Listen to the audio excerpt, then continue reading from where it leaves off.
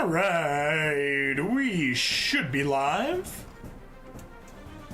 Oh, it'd probably help if I got my chats up. Let's take care of that right now. Rumble. Yeah. Let's kick. Rumble. I'll get back to Rumble in a second then. Odyssey. There we go.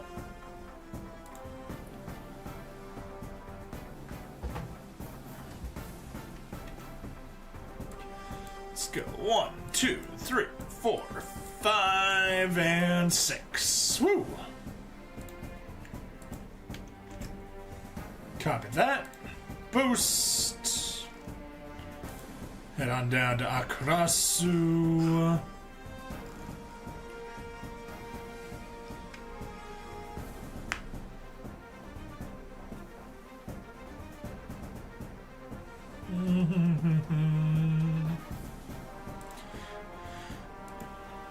Community promos. Delete the Twitter stuff.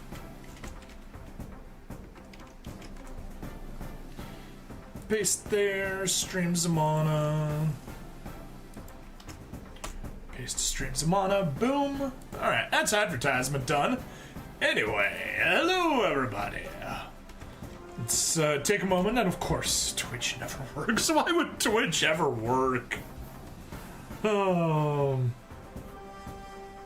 Like, seriously, I'm so confused why it ever starts. Hey, Flightless Bird, Mono Boom, hello, huzzah, how goes it? Bird, birdie, bird, bird, bird. Happy early, or Merry early Christmas to you. Hope you're doing well. Oh, Merry Christmas, Happy New Year's. Yes, the same to you. The same to you. I hope you've been doing well. You got some time off work or something?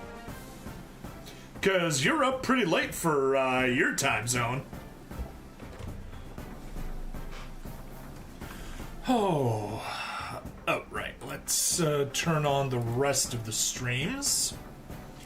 Get Odyssey turned on. Get Kick turned on. Yeah, dude, Stupid Ace Zappa got you hooked on Vampire Survivors. Ooh, nice. Yes, that frickin' Ace Zappa messing with all of our plans.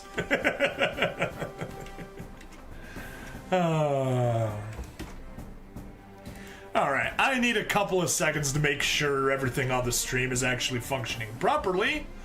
And yeah, you know, it doesn't matter whether I try to stream at 5 p.m. my time or 11 p.m. my time. No matter what happens, I always stream late. And I started today 40 minutes late. That's just embarrassing.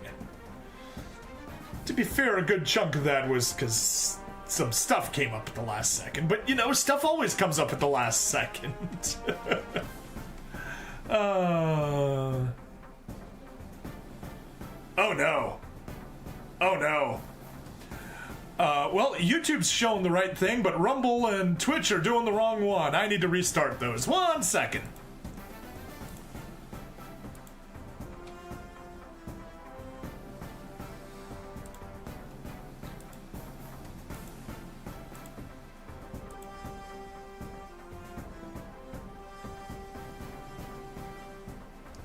There we go. Once that gets fixed, that'll actually be functioning properly. Yay! Rumble's showing the right thing now. Twitch, let's go ahead and refresh. I was wondering, just like, why is my screen black? There shouldn't be a good reason for the screen to be black. And like, oh no, there is a good one. I was doing the wrong thing. But we're back now, and with the actual correct footage, and of course the correct thing was being shown on YouTube the entire time. So yeah, there we go. That's Twitch looking correct. That's just force refresh kick. Make sure that's functioning properly. Good, good, good. Of course, Twitch is Twitch is behaving like Twitch. It's behaving twitchy. Evelyn, hello! Welcome! Welcome, welcome, welcome! Alright,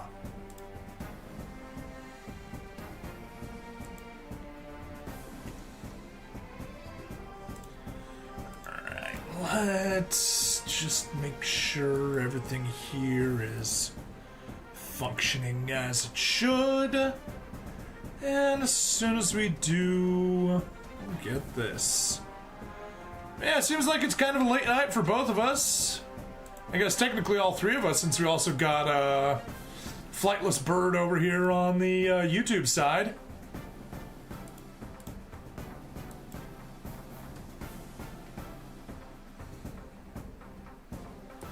Come on, why are you acting so annoying? Come on, Twitch, please work. I would very much appreciate it if you started working. It's kind of important for you to start working. There we go. That's a little bit better.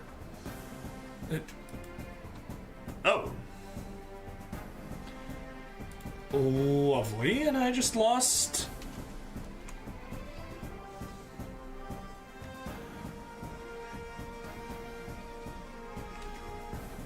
please don't tell me that Twitchy, yes. Lovely, I just accidentally turned off all of my chats. Let me fix that.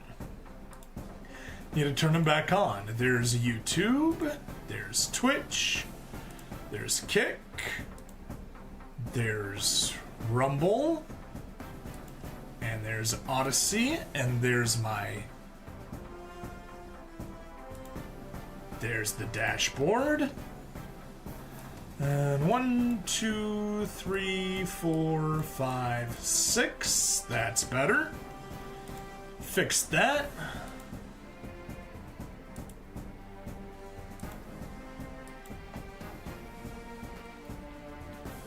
Oh yay, we get that nasty thing, but whatever. It'll go away in a second. Oh. Well, today's stream's already starting off a mess, but can't delay it because we got an event that wraps up tomorrow evening, and I can guarantee I won't be there.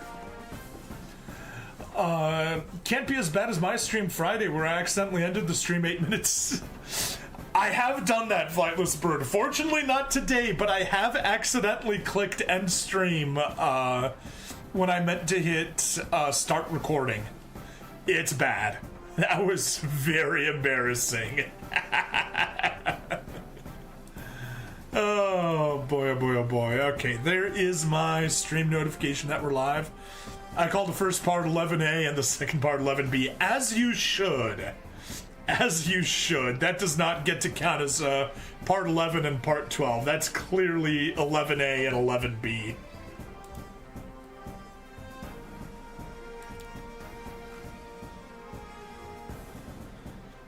Alright. Oh. That's incorrect.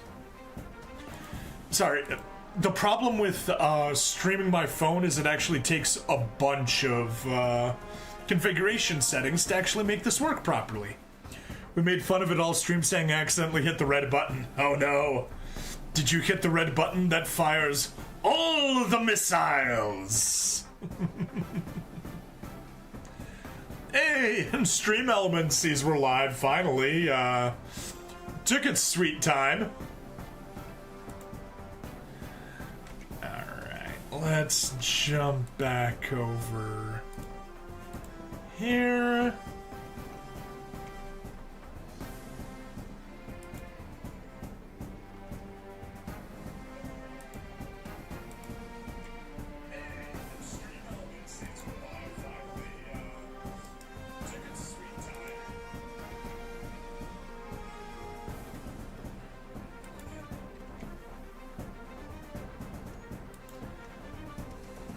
There we are. Get rid of the echo. We do not like playback echoes. Playback echoes are bad. Good. I think that's everything. Let's just get a post out here to my friend on Facebook. Oh no.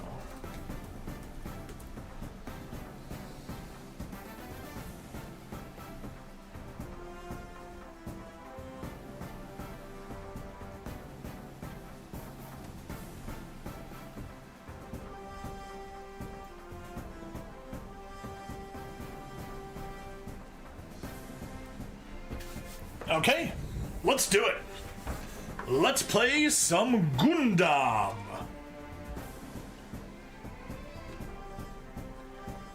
And let's change that on the YouTube side. Perfect. Rumble stays as it is, and let's go, go, go. Hello and welcome to another episode of Super SD Gundam G Generation Eternal. Also, I just noticed we have 10 minutes until we miss the character missions, so let's go do that fast. Transfer Gus's Yagadoga. 5,000 capital, simple enough.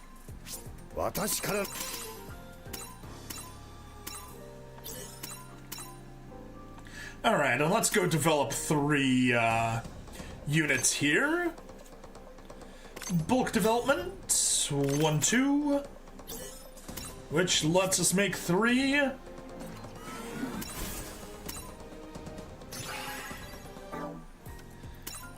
Reports, get our reward.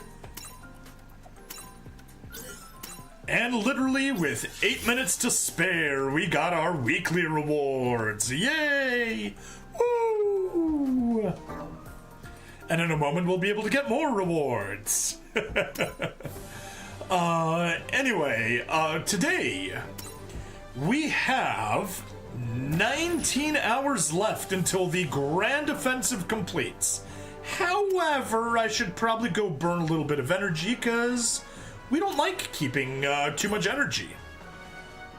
So let's just pop in, say, here into Double Zeta. We definitely love doing that stage over and over and over again. That's not a bad one either. And yeah, sure, that's a decent amount. Burn 90 energy right there. Got some nice rewards. Cool things off a bit. But we have notices. Unfortunately, I don't really remember when was the last one that I read, so yeah, okay, we definitely read the support inquiries, problems confirmed. Oh, version 1.9.0 update notice. So yeah, this one I needed to upgrade on through Google Play. Just a regular in-app upgrade didn't work. SSP conversion, we can finally get SSP. And yeah, we got a gift. Cool.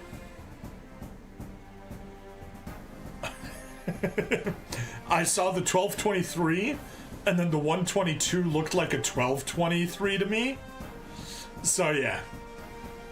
But yeah, we can upgrade SP units to SSP. Unlock retrofit, unlock custom core. Woo!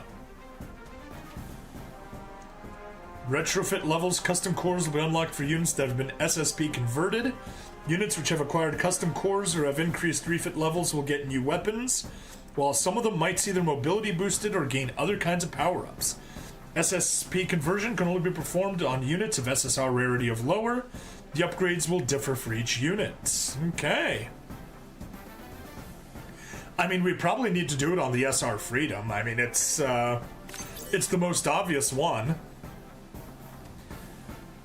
But yeah, there is going to be a live stream actually coming up in a few hours. If I take too long, it might even happen while I'm on here. Cool, that's good stuff. And actually, you know what? I need the premium hours. So, Odyssey and Kick, I'm gonna say goodbye to you and switch Rumble over into premium only, just so we can catch those hours while we work. Okay, but what we have are a bunch of missions. Actually, no, before we go missions, we got gifts. Let's grab our gifts. Come on, go to gifts. Thank you. So yeah, regular login bonuses, regular login bonuses, regular login bonuses, login, login, login, login. 100 SSP chips for SSP conversion. 100 for as an apology for something, and 100 for the forced update. Yay, claim all. Now, if we go to the unit database... okay, so we don't see it here, but what I did was right here. All of our,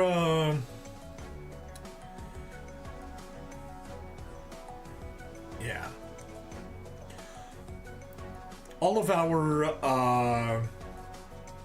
Gundam Iron-Blooded Orphans units. We got all the dev units to 3 stars. I'm proud of that. Filter. Filter by series. Iron-Blooded Orphans. Dev units only. Boom. Every single one is at 3 stars. Well, obviously, except for the, Gundam Barbados Lupus Rex Alaya Vijnana limiter off, because that's a ultimate unit, so it doesn't have stars. Yay! Wait, what? You're maxed? Really? Okay, I'm not sure how I maxed it out, because it's shown me I got the max level for it, but sure. If you say so. And yeah, there's the EX,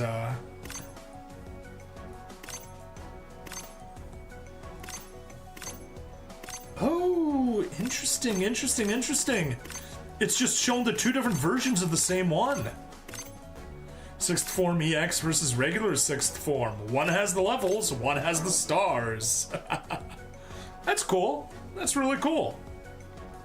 Anyway, missions. Thanks to that, we got 440 units with max limit break. Nice.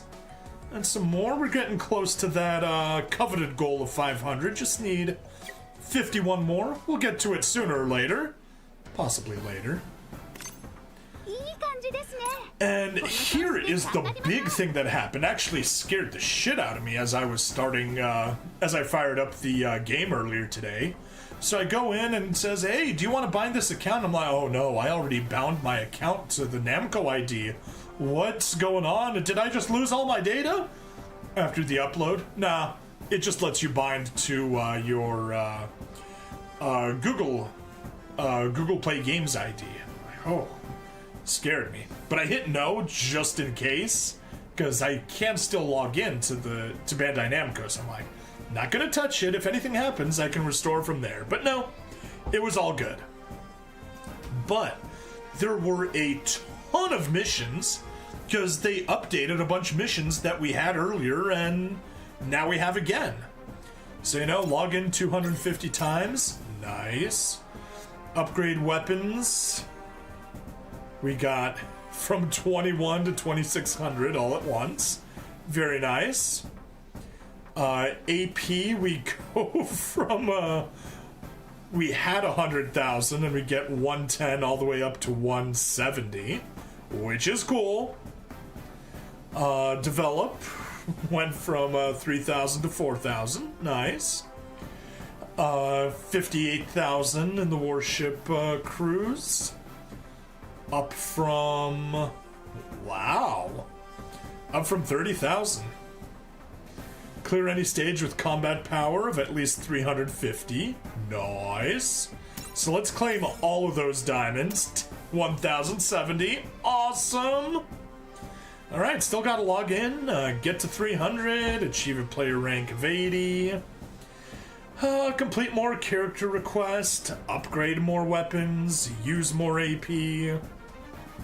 Develop more times, acquire more AP in the warship cruise. Clear any stage with a combat power of 375. We're actually not really close. We're 358 there. Gotta clear Unicorn. G Gundam, Hathaway, Unicorn. G Gundam, Hathaway. And then the character missions. Yeah. We'll get to that. But events. Grand Offensive. Cleared it 100 times. Yes. So get all of those rewards. Acquired a total of 25,000 inspection medals. Oh, and that's it. Claim all of those. And I guess we're ready to hop into there for once. Yeah.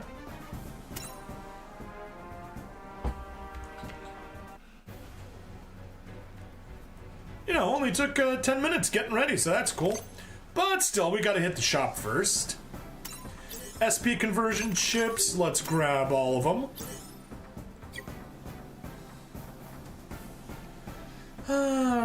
Yeah, gotta grab the reinforced armor, even though that's not really something I use.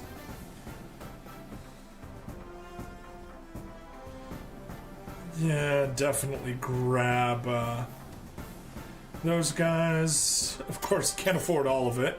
15. Yeah, we'll be back in a bit. Because if we go back to missions, our remaining missions, achieve 30,000 medals, achieve 1,000, 2,000, 10,000, 20,000, 40,000, 60,000, 80,000, 100,000, 110, 120, 130, 140, 150. They're all just for getting a good attack and score attack, so we'll get to that in a bit. First, we go all the way to the bottom, and we are just going to sweep through the stages, make sure we have everything, because, you know, in some places we don't, and just kind of make a joke at these easy stages. Isaac Jul, taking off! Yo, which unit will you be SSPing? I am tempted to say that it's just gonna be the SR Freedom. It's the best unit. I haven't decided 100% to do so, but that's what I think I'll do. Anyway, Ice Marsoc 77. What unit did you decide to do? Let's turn off auto quickly before it gets us into trouble. Wait, what? Oh, cool. Anyway, Isaac, you are stupidly overpowered right now because I already got you to maximum power. Oh, Cheetah!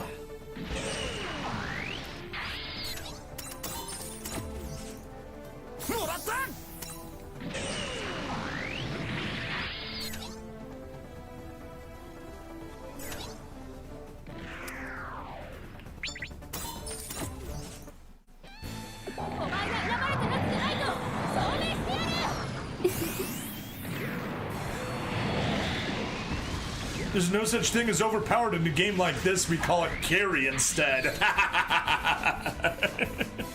Yes. Exactly.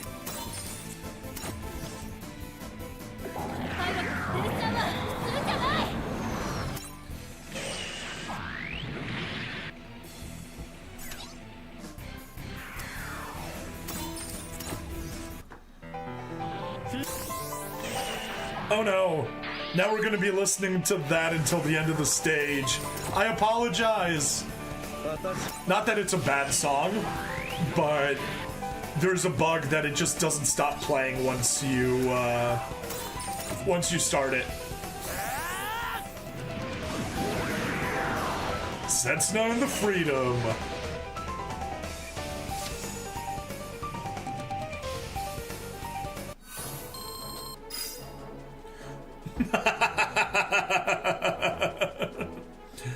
That barely could have been any higher. That was almost at score cap.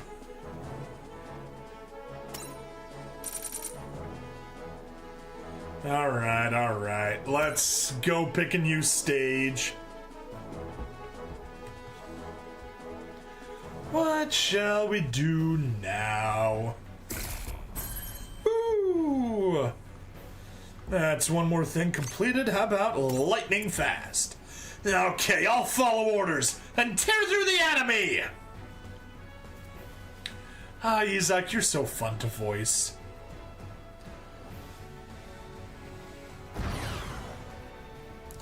Let's go! Bum bum bum ba da da do do do. All right.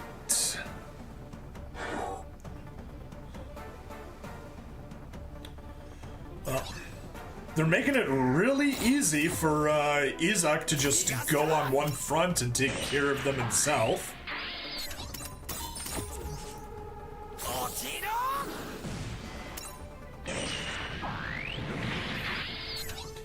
And I think I'm gonna have a little bit of fun with my Hainu Gundam. 2が使よ 2, 3, 4, 5. No, you gotta go there. Perfect. Oh no.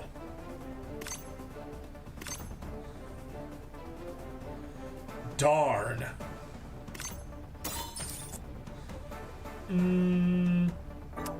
You know what? In that case,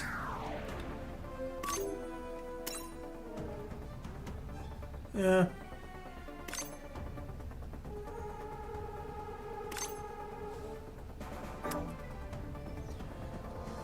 Never mind. It really doesn't like me today. I did an oopsie. Who is Isaac? Educate the noob. So, Isaac Jules is half ace pilot from Gundam Seed. Yes, that is correct, Ice. And he is voiced by the same voice actor that plays Domon Kashu in G Gundam, and he chews the scenery. He's really fun, though. They joke, I don't know how true it is, that basically once he realized that the story of Gundam Seed was just like really boring, he decided to go full ham, and everyone appreciates him for it. Here, let's see what will I'll show him off fighting in a second. Stage select. But yeah, he commits war crimes, shoots down an escaping shuttle full of civilians because he thought it was full of basically the top brass trying to flee combat. And then he just gets really angry all the time. Alright, one-shot killer. So yeah, this is Isaac right here. I say bring it! I'll take them down this time!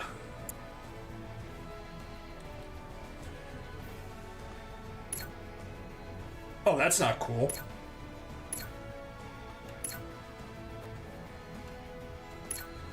Did we not pilot a one-shot killer? Let's get this over with! Try to keep up! Oh no, okay, so going there just messes with you, apparently. Lightning fast, alternate series, yeah. Formation 3. Was it Formation 3? It was... Yes, it was Formation 3. Call up. There. Very good. Let's do it. Let's do the lightning fast stage, and I'll show off Isaac having a little bit of fun here now. Destroy all enemy units, simple enough.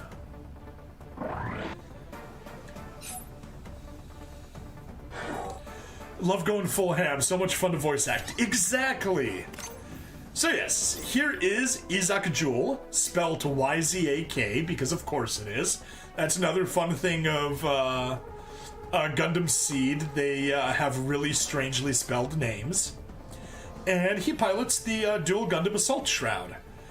He and a bunch of other people from Zaft stole 4 out of the 5 Gundams that the Earth Federation produced. And it caused problems. For the Federation, that is, not for them. However, the Dual Gundam was kind of the weakest of the bunch, because it was just kind of the test platform that they built all of the others off. So Zaft later just strapped on a bunch of weapons, shoulder-mounted cannon, shoulder missile launchers, stronger shield, and all that good stuff. And it became the Dual Gundam Assault Shroud. And let's just have him,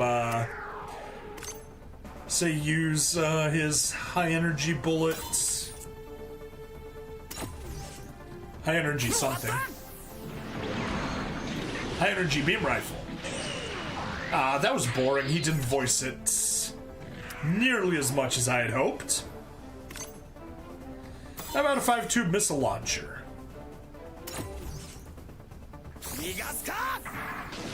There you go. Nigaska!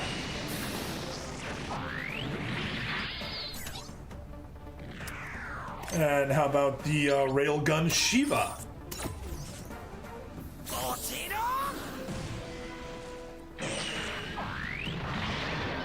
Yeah, so there you go. That's Izak Jewel in a nutshell.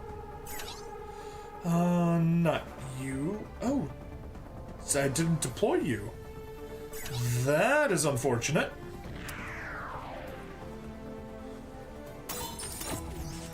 Alright, well, I'll take care of you.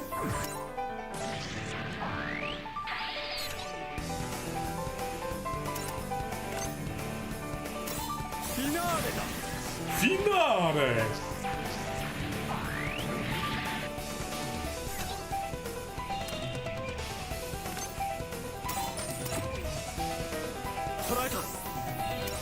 Setsuna, have a little bit of fun taking care of these goofs. They're kind of goofy.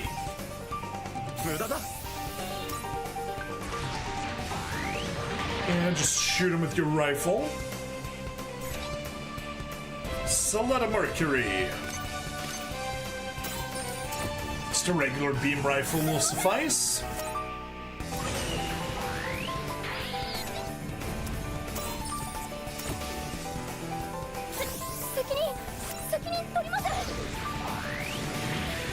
Cool.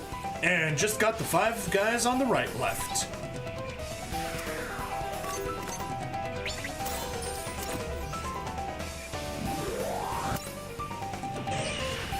Target you. And then map attack to the north, then take out the other 4 guys, and boom! Took them all out in a single attack. Battle clear!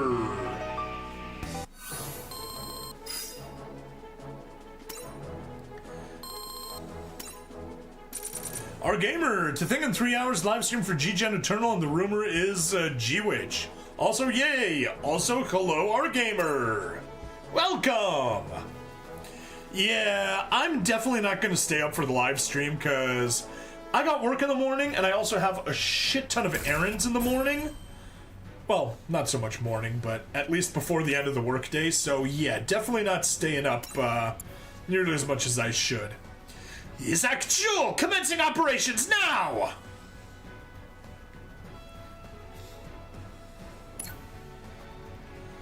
Yeah, and we'll just pop into formations. Formation 3, and...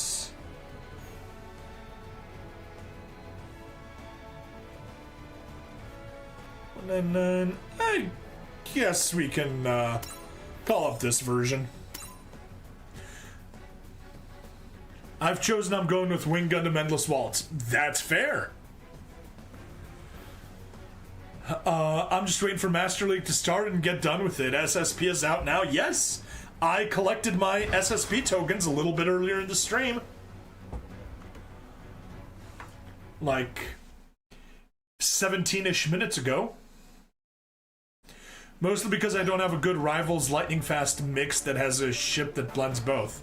Okay. Yeah, I've got a bunch of lightning fast and Rivals, so yeah, I should be fine.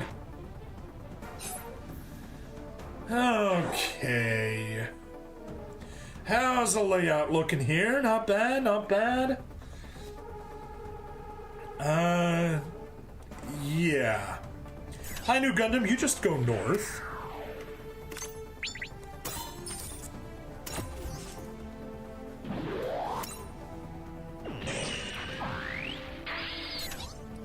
And we'll make you stand right there. And if we attack you, do you get... Yep, you're going to support defense, so no. We'll target you instead. No support defense. Perfect. Perfect, perfect. Like, my best ship is the one that Cadelia's on, and while I can use better ships, they also don't cover as much. Yeah, my best ship is Bright with the new type wagon. To the right. Boom. 5 guys at once. Fat guy, Booker Fry. Booyah! Alright, anybody here have map attacks? Yes, you do.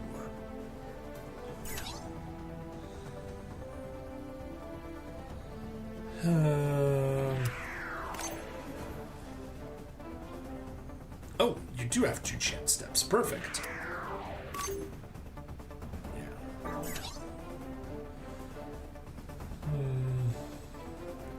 Yeah, no point going any further down there. So yeah, I'll just pop you down over there.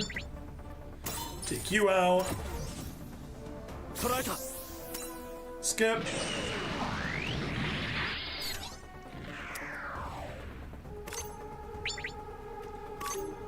That has all 3, perfect. Take you out.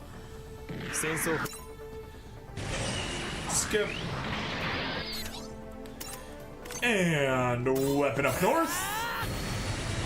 By the way, can I ask you a question if you don't mind? Yeah, go for it, Evelyn. And the Rock Hilo Man by Bright has stats but no healing. Yeah.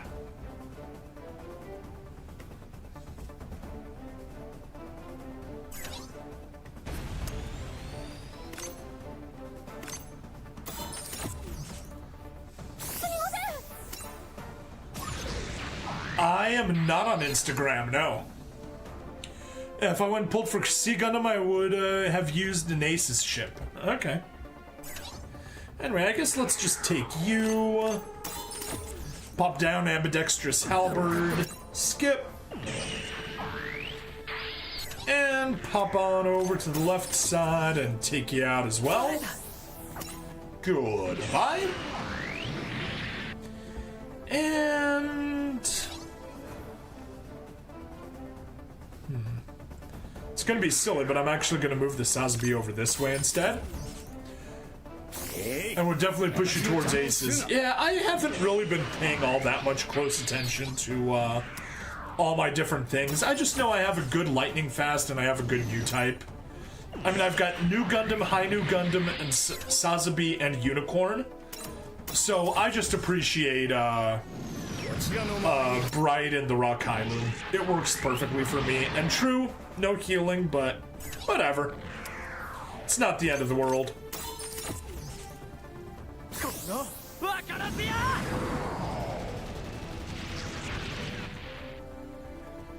Right.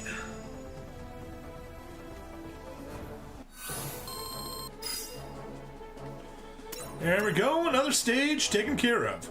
What, with 4th Impulse and 6th Barbie and Justice EX? Yeah, that makes sense, that makes sense. Continue on. So you'd fill with 2 attackers. Yep, and battle clear, correct, Evelyn?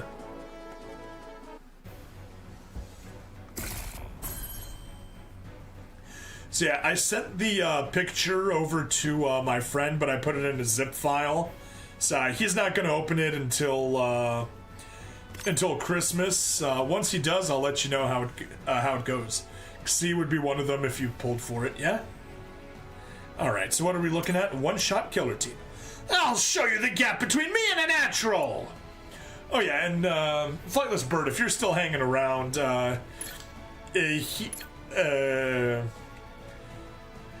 Izak is also a genetically modified person, aka a coordinator. Hope he loves it. Yep, I'll let you know once he checks it out. Or God EX, yeah, God Gundam EX would be good. Okay.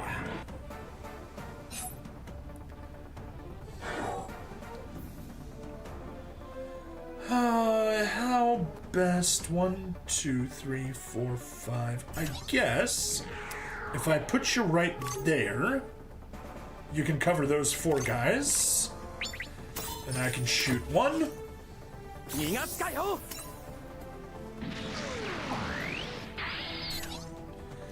I can shoot 2.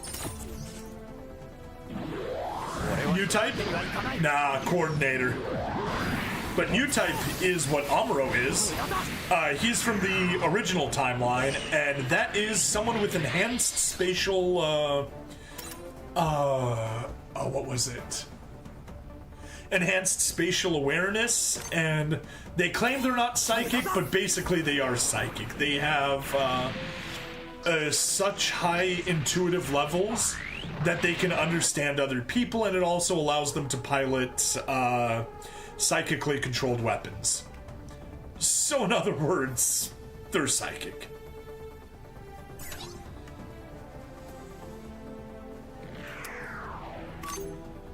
That's a good position. Oops. Did not mean to back out.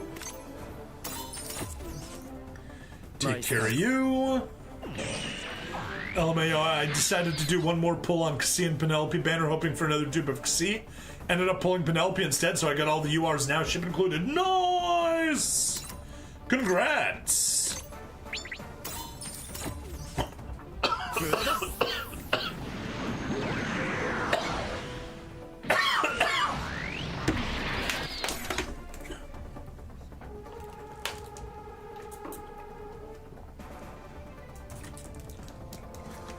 Apologies for that.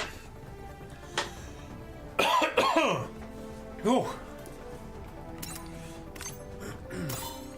Just got a coughing fit suddenly.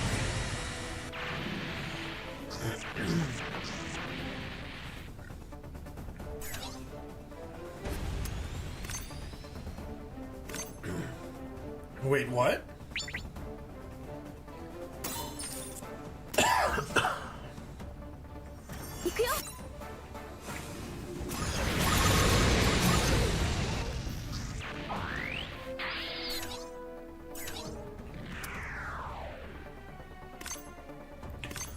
Wow.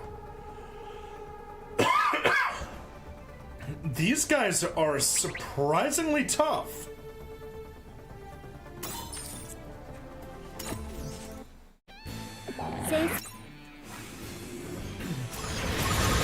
I did not expect to have to use a support attack quite this early.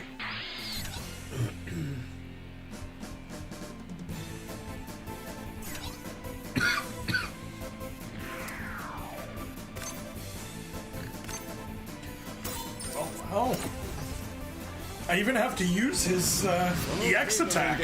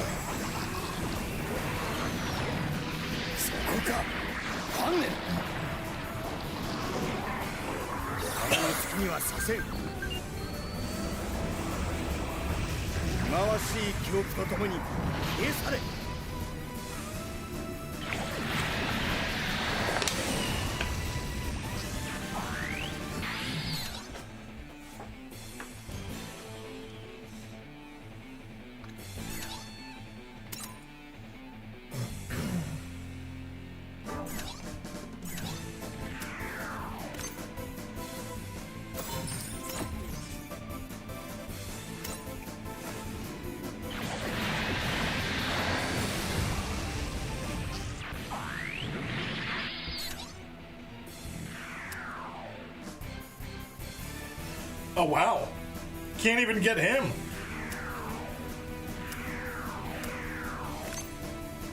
It didn't click. Clicked on you.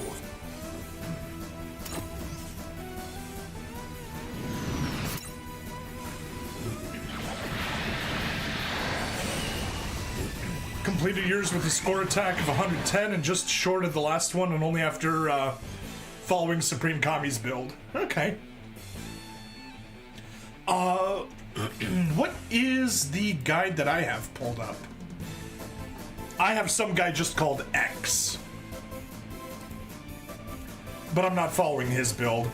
Gonna follow his steps roughly, but we'll see the exact details later.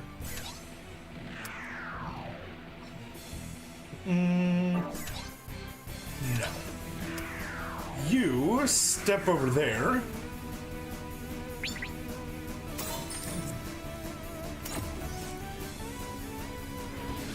There, with the new Gundam support, it can get the kill.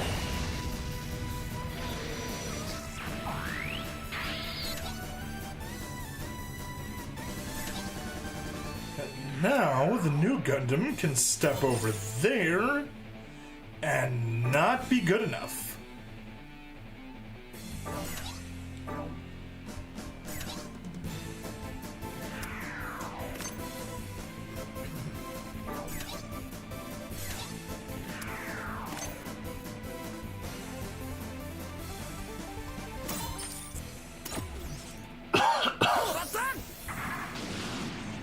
Well, good night, Bring. Starting to get sleepy, so stacking up. All right, well, glad you stopped by, Ice. Don't forget to drop a like before you head out, and see ya.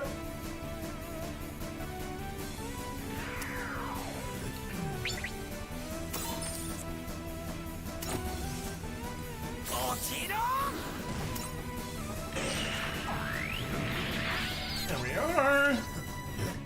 Getting another kill. Good enough.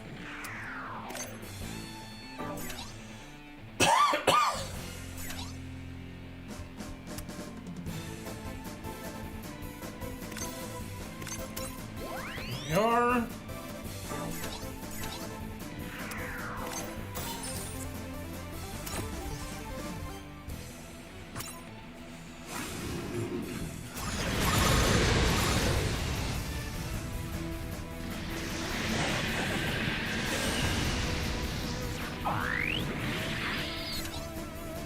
Good, got Soletta's support. You can get an attack burst.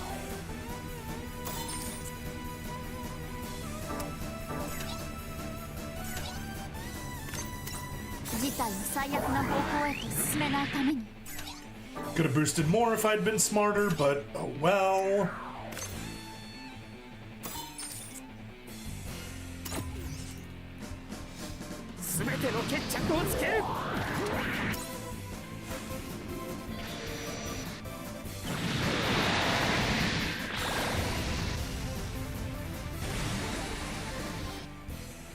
There we are, some nice debuffs, and I guess you can get the kill.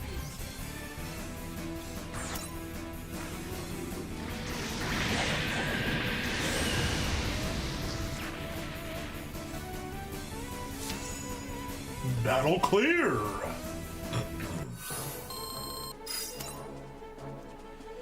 New record! Yay! Alright, now let's move on.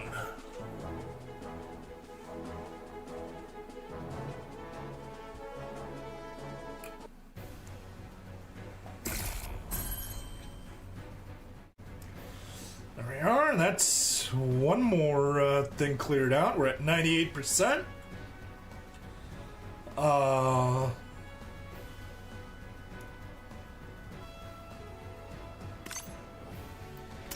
Alright, restore 3. Hey, that was it.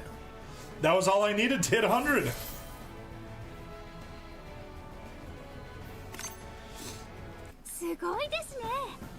Alright, well, what do we get? Booster parts SR for Mobile Suit Gundam, not bad. Gain a bunch of medals, which I'm sure we'll get soon. And we just gotta do the score attack, so I guess let's suffer through score attack. Oh, alright. Score attack. Let's see how we do. Recommended 460,000 power. Oh boy. Oh wait. Before we can do that. Okay, so that needs to be seed. Simple enough. I guess I can take a peek at what was the loadout that our guide friend used.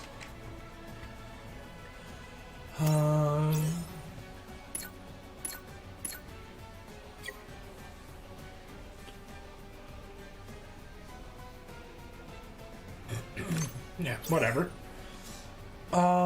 Boost. You boost seed, you boost seed, so, we're gonna take you and then level you up. Basic info. Upgrade.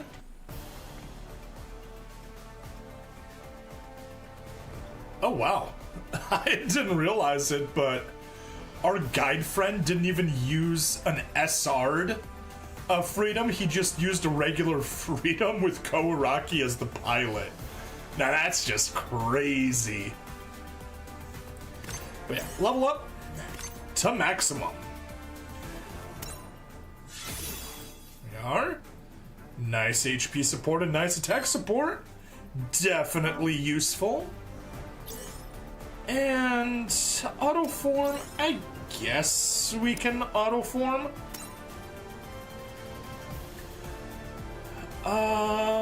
Let's see. Yeah, so we definitely don't want to have it be like that. Oh, also, I need to double check my boosts.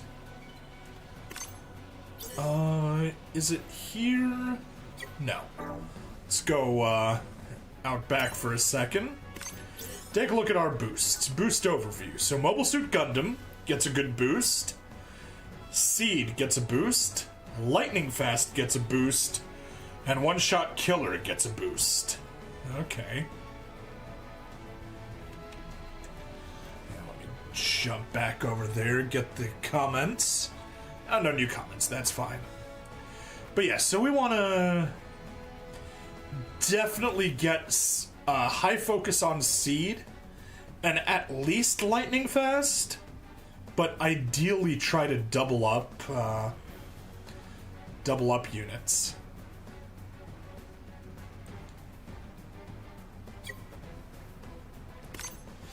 Okay, so score attack.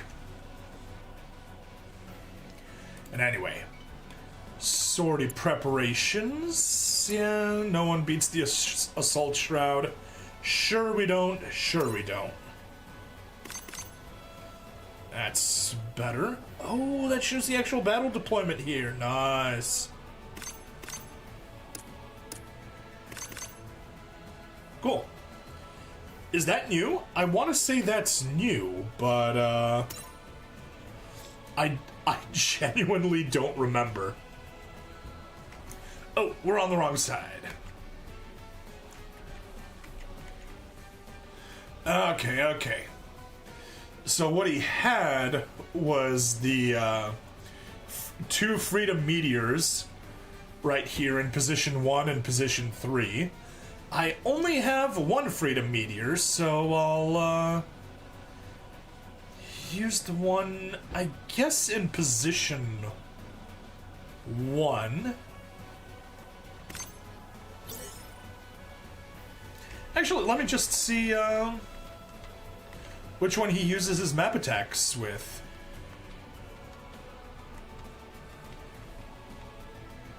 Yeah, that's right side.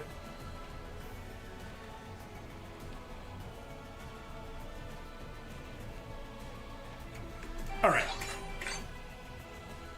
Ketra is the one that gets it. Alright, simple enough. That's what we'll do.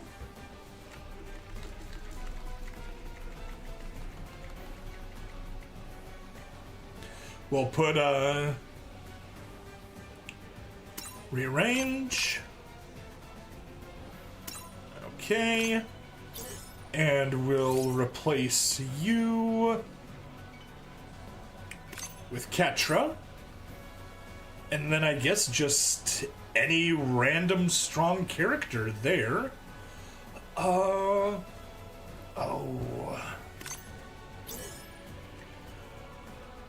We don't have anything else that's 2x2 aside from the meteors, do we? We don't. You? You're not a 2x2, are you?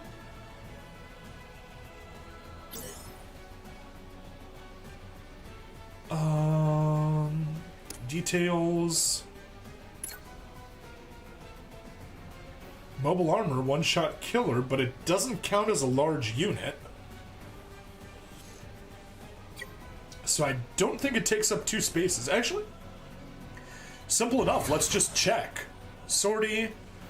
There's an opening. Yeah, sortie like this, and then we'll just jump back out and deal with any openings in the formation.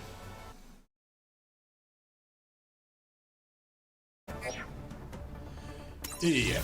Defeat Shiny. Simple enough. Nope. It is a small unit. Unfortunate, but whatever.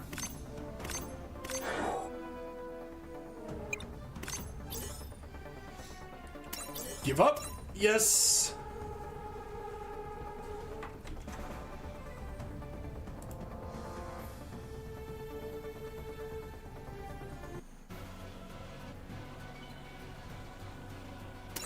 Alright, back to sortie preparations.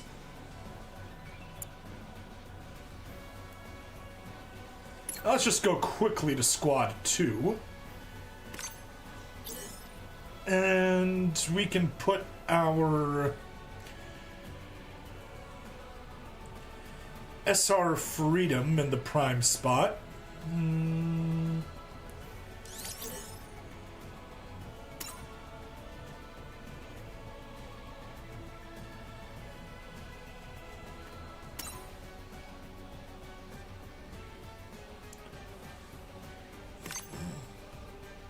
Gotta steal ya. And a pilot. I'll just put Kawaraki like in the guide temporarily, but we can probably get someone better. And for slot 3, we can put the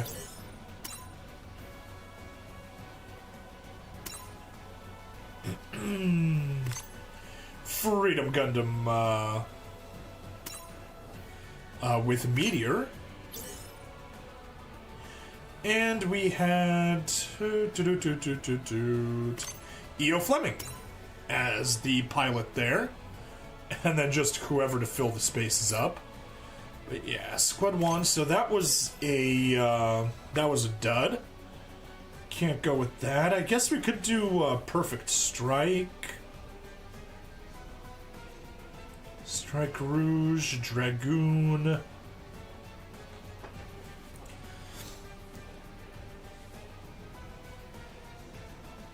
Yeah, I guess Perfect Strike. May as well go there, and we'll toss Lacus into the Perfect Strike. And aside from that, I guess we just get some strong UR units here. You may as well go into position 2. Actually, no. You stay position 5. We definitely want you closer to the bottom. Of course, pilots, we just gotta have the correct pilot piloting it. So, Reiji, get in your unit. And we're definitely gonna want Rondogina piloting that one. And who do we finish things off with? The Justice Gundam? I guess we could do the Justice Gundam. Yeah, why not? We'll put the Justice Gundam in there. And with Atherin as the pilot. Sounds fair, decent to me. Maybe we want more damage, but whatever. It's fine. That should be a good loadout for Squad 1. Squad 2, we can just put anyone in there, but let's see what are your tags. Obviously, Seed. One-shot killer. Shoot, the thing that I don't have a good one for.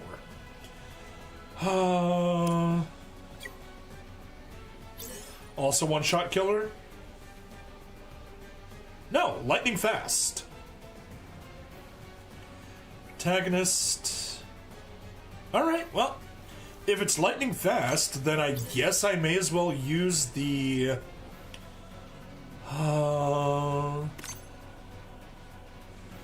lightning fast, but I had a better one, did I not? That's Seed. New type, large, Gundam.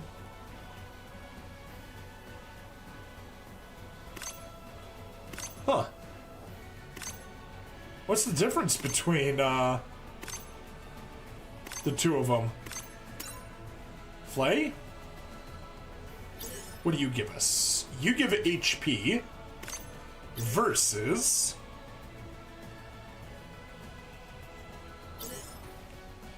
She gives us energy restoration. I guess we'll stick with Flay. HP is generally better. And batch formation, since we got lightning fast, we may as well hop over here, reset, set U filter not by series, filter by tag. Lightning, nope. Lightning fast. There we go. And who do we grab? Okay, we obviously need to get the Destiny Impulse. No way we're going without that. We want the Big Zam. And I think we have no choice but to grab the Hainu. We definitely want the Hainu. Even if it's only getting one tag instead of two. But just, the other option is we could get Red Gundam for that defense drop. That is a possibility. Yeah, nothing from down there. Nah. We'll go Hainu. Now, characters. For the Destiny Impulse, I guess, Setsuna. Now,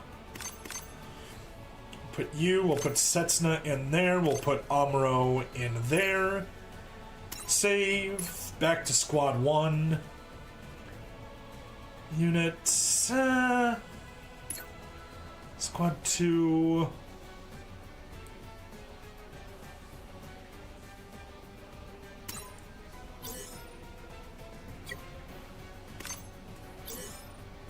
Ko versus... Oh no. That's a downgrade. Even though he gets the 2 steps, which is super useful, the attack stat goes way down. This is you. Yeah, no. I guess stay as you are, unless you replaced with Char. Downgrades the melee. But it gets the 2-step, and the 2-step is way more important than anything else. And I guess that is the formation that we're going to be using. Alright, so let's try it. See how we go. And we got 473,000 powers, so we should ideally do decently well. Alright.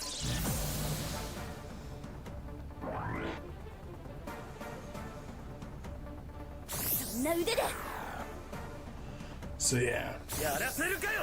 Double downgrade. Downgrade defense, downgrade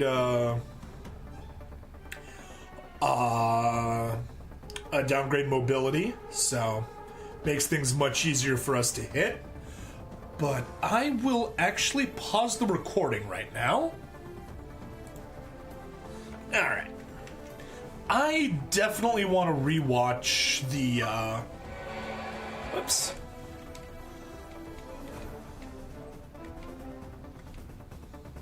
Just kind of watch the guide, what happens, how we do it. Yeah, they take the penalty. And how do we want to mobilize around here?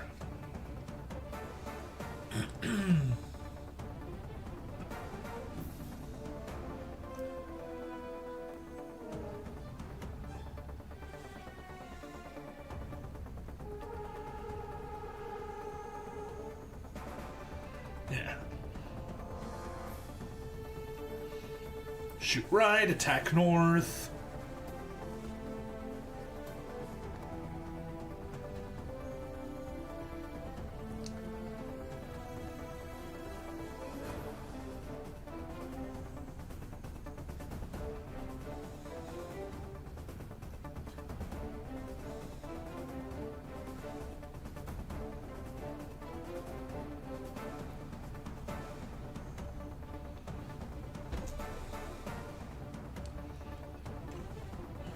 Right, and Isaac.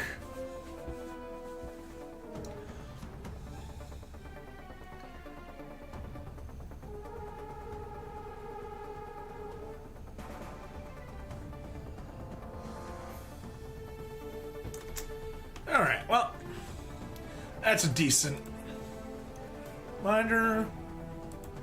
Okay, let's hop to it. Should be pretty easy. We're just going to be following the guide for now. Not using skills or anything until we actually need to. And using the kills to boost our MP and all that good stuff. Pew pew! And most importantly, attack north and get the kill from 5 SP.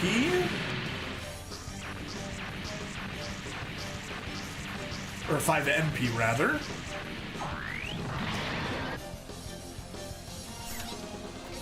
All the way to 12.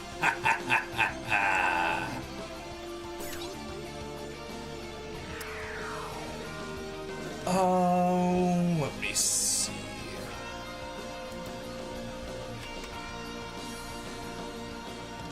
I'm just gonna grab that window over onto my primary desktop so I can watch it here. That seems like a smarter idea.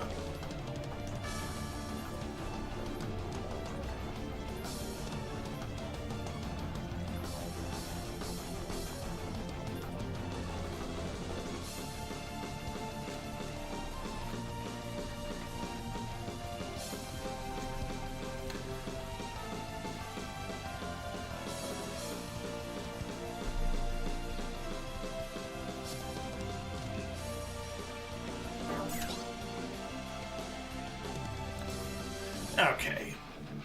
I guess we go there. Perfect. Get the kill out there. Oops.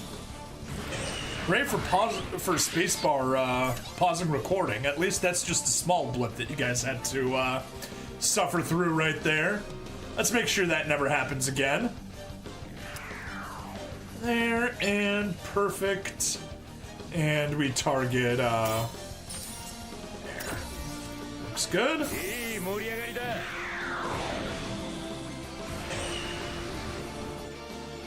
Okay. Good. You hop on down, targets the bottom, Jin long range. Skip. And then we pop right over there and use that. Target you, support attack, enough for the kill, perfect.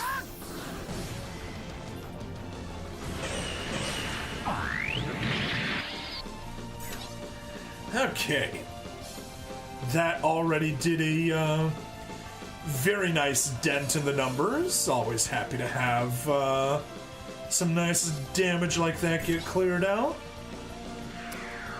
Just you theoretically, can't solo him, but I'm sure with some boosts you'd be able to pull it off. Not sure if we want to use all the boosts though. Could actually go there and get the kill off of you. That's probably the smarter idea. but we'll worry about that later. For now, left side.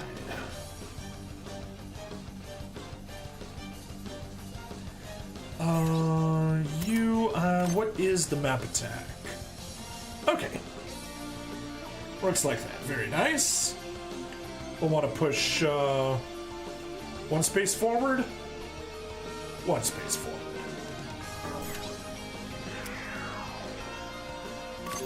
Double check the map's good. Oh yeah, the map attack is excellent. But that target you. Unless we could get the kill with the cheaper attack, that's always always nice. Yeah. Perfect. No support attack needed, no nothing. Beautiful.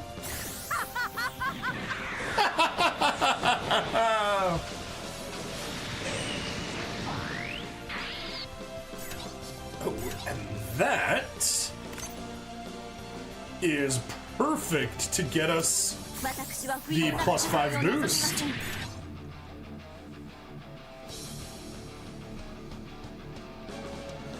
Alright, how do we go from here?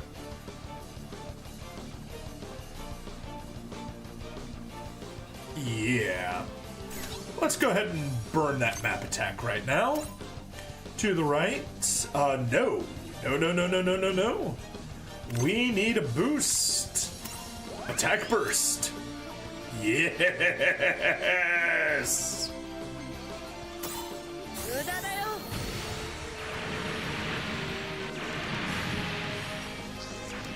Alright, Father's Bird. Question for you, Stabby. Majestic Prince has the post-movie Super Robot Wars 30 DLC, yet the rabbits are in Y. Do they just retell the same story every game, or how do they make it different? Yes.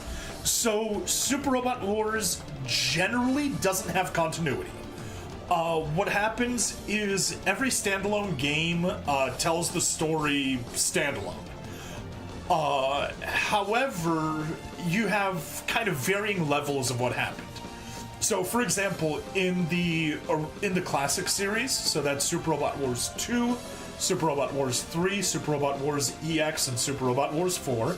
Yes, Super Robot Wars 1 is not part of the classic series, and there's EX between 3 and 4. It's silly, but it's true.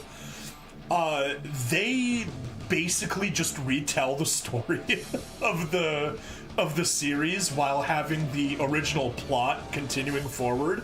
So yes, Super Robot Wars 3 is the sequel to 2, but it does the same Gundam plot over again, which is stupid.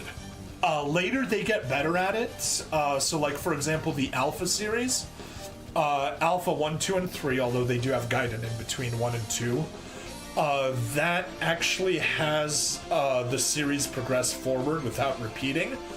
Same thing for the Z series, Z1, Z2, Z3, although Z2 is split into 2 parts and Z3 is split into 2 parts. But the story is continuous. But for standalone titles like Super Robot Wars 30, it just does its own thing. And Super Robot Wars Y, it just does its own thing. And it may reference previous series, but it doesn't actually do anything with those previous series. If that makes sense.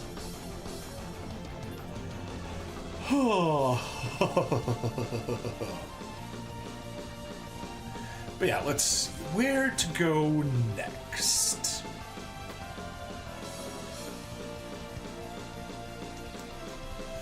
Doesn't it get old then to just replay the same story but with a new facelift?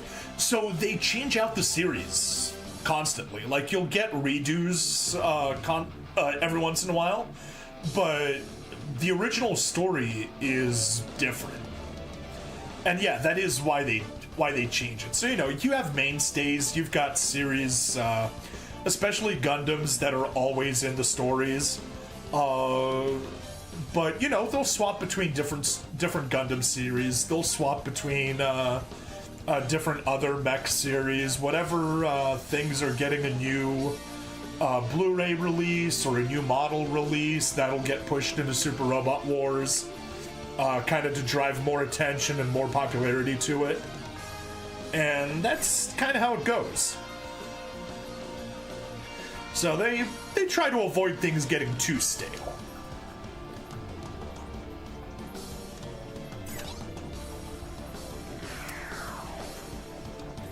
Oh, wow. He can just get the kill on his own. Good job, Atherin. Yeah. So, you know, if you play it too much, obviously you'll see they do a lot of stuff, but they try to kind of keep things more or less getting varied between different appearances.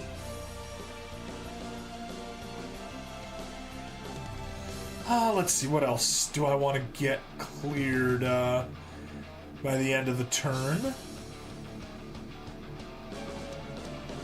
Ooh, okay. Yeah, I'll just mimic that by taking you. Going there, getting the kill. Skip.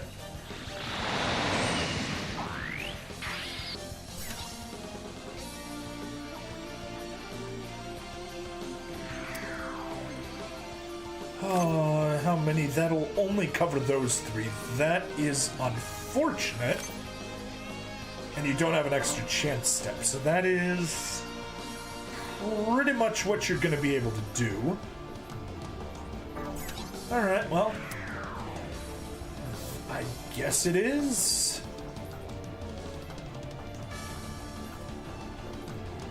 Can we get a free kill? I guess we'll just take one off of you. Free kill off of that guy. Skip. And that already got him to 10. Perfect. Now attack north. Yeah. You got 3 kills, so why not? It's the best you can reasonably do. And that is as many kills as the guide got us, so that's also fair. You know, unless it would have been better to grab the guys from the back, but who knows? Hopefully that's fine. Oh, what to do next?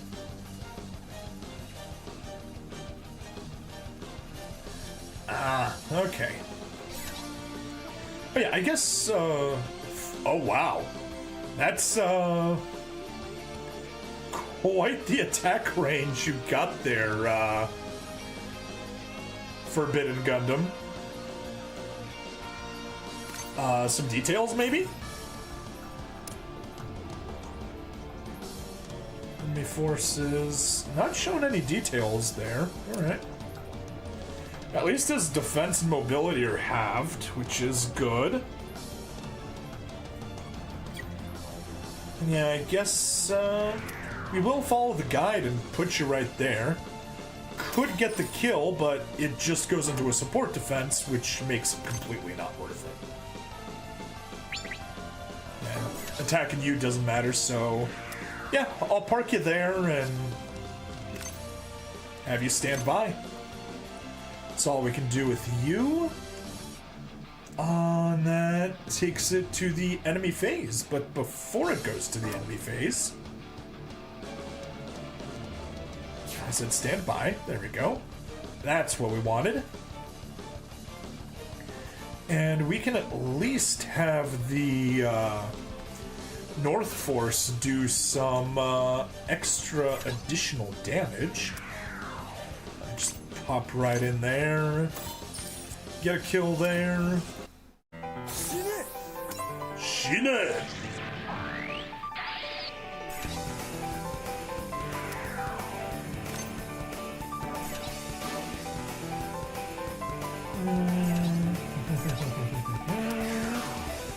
Pop you there.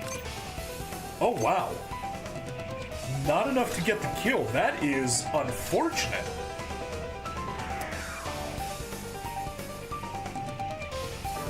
Wow. Reiji, you are just weak. Make sure the duel is max tension for its ability. Actually, that's a good thing. I never actually checked what its ability was.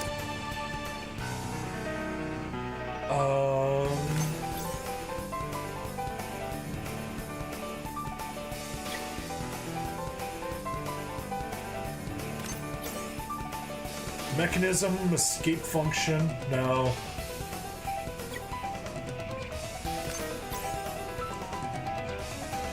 Escape to a different unit and HP falls to 0 during battle, and Vigor is max or higher once per battle. If the post-evacuation unit only has a train capability of dash, evacuation will not occur. Okay, is that the one? The escape? But yeah, we're already at max. Chance step plus 1 time, melee, awakening reaction, damage dealt, yeah. Oh, I probably should have increased his damage before going through it. Okay, whatever. Yeah, so he's just gonna counterattack there. Right. Escape, it stops forbidden attack. Ah, gotcha, gotcha. Well, I hope it is. I mean, it's at max, so...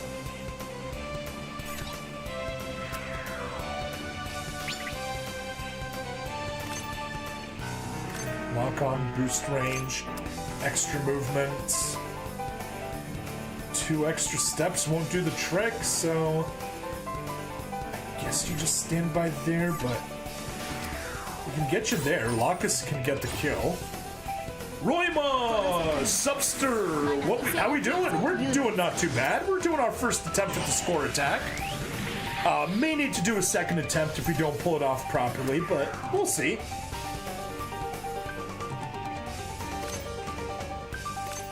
Lock on high speed boost range, yeah, none of those matter.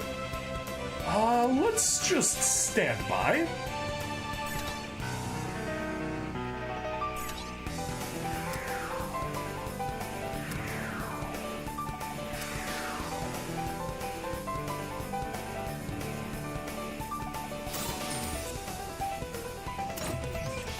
Get the kill.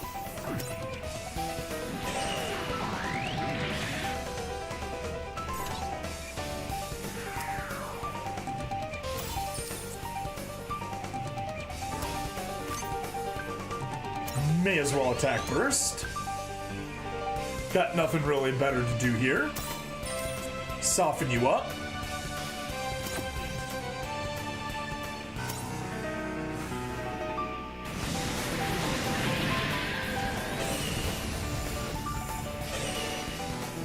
Ooh, almost.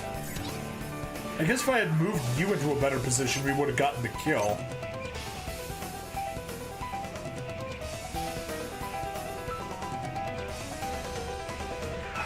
But would I rather...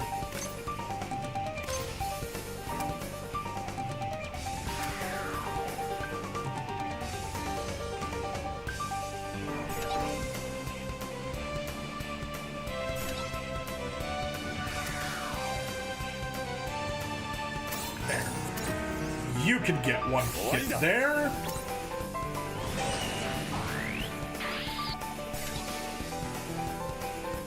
Oh.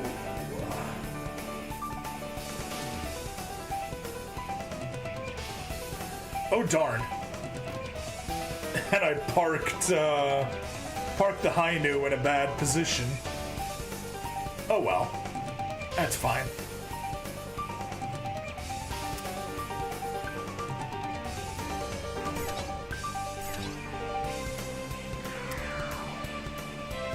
That's basically all you can do.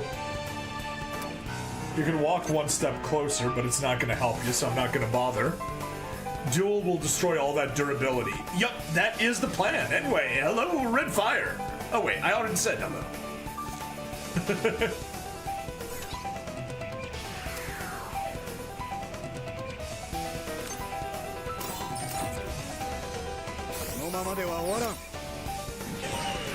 Boom, very good. And get the kill, perfect. Goodbye, Dominion. Alright, and you're all that's left. No need to go south then. Yeah, that's our cheap attack. We get the kill. And there we go. That's all of our moves this turn.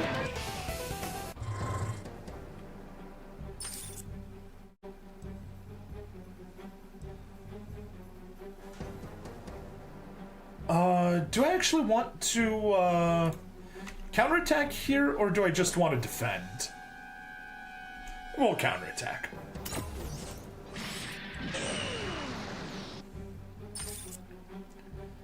There we go, and we'll barely take any damage here. There we go, supercharged. Goodbye, durability.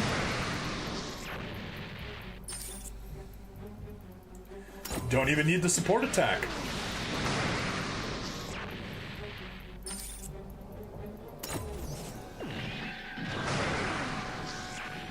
Beautiful super criticals. Beautiful, beautiful.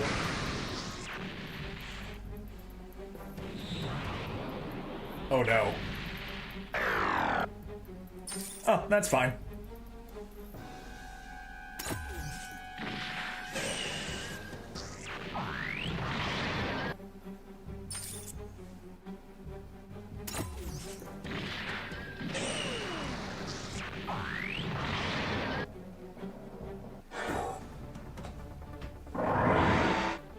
Okay. So let's see what we need to do, turn 2, yeah.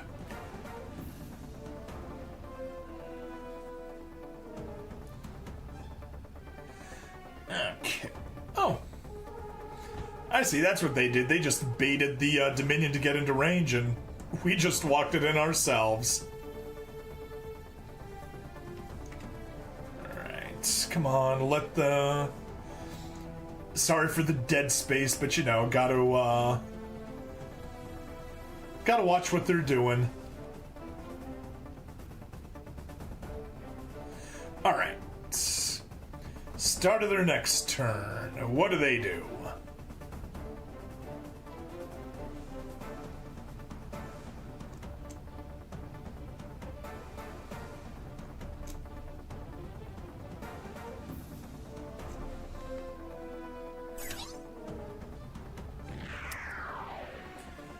Can't reach the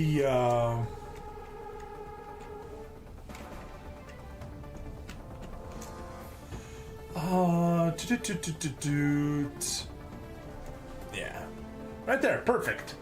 Just need to make sure you debuff Forbidden for better damage. Exactly, that is the plan.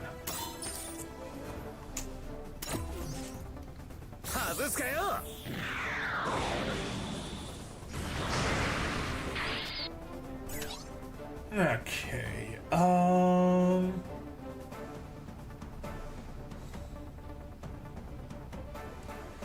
how many units do we have left to worry about?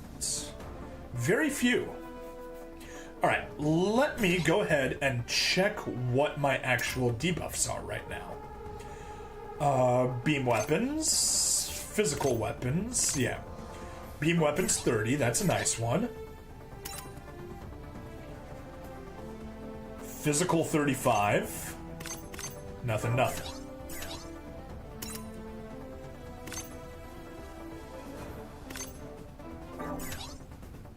That's just... Wait, what? Oh, right.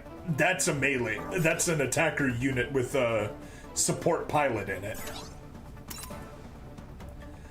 Defense down 30% on the enemy. Yes, we definitely need that one to get in on the attack. Alright, I just want to see what the loadout that he does is.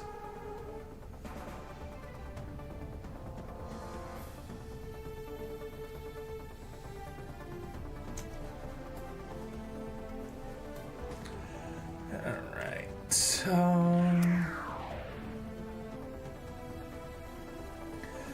I guess that works, yeah?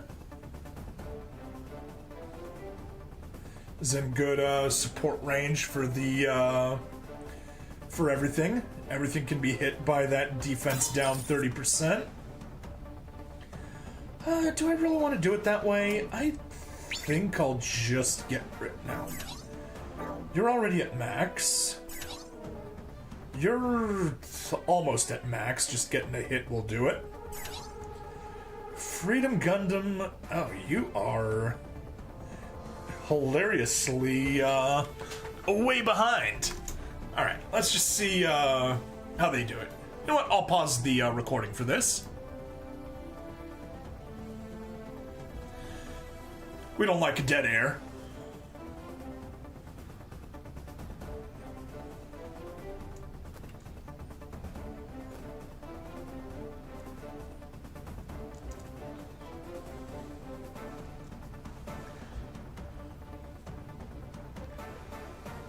Yeah, so just his final attack is Dual Gundam. Yeah, so he has... So yeah, he has Dual Gundam supported by 2 Justice Meteors and 1 Freedom Meteor, so... That is probably something similar to what we're gonna do. How are you? Okay, you do need that 1 kill. So you can go up, get the kill there to get back to max tension. Ochiro! And how many enemy units are left? Just those 2. You, E.O. Fleming, had defense down 30%, so we absolutely need you to be in range. Plus, we need you to have the attack burst, actually. Isaac, just so we don't forget, attack burst, boost critical, and yeah.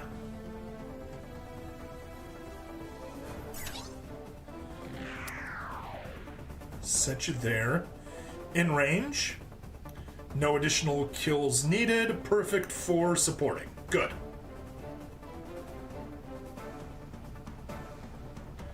You have just the 1 support.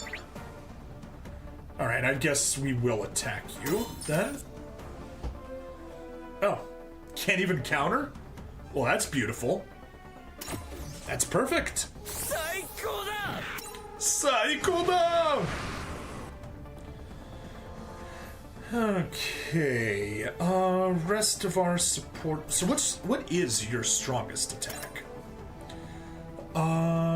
We will go for physical ranged. Higher your MP, the greater your weapon power, increases up to 15%. Good. Damage plus 50%. So we need you. We need things that increase physical and ranged. You. Can you increase... Oh, you just deal a lot of damage. That's right.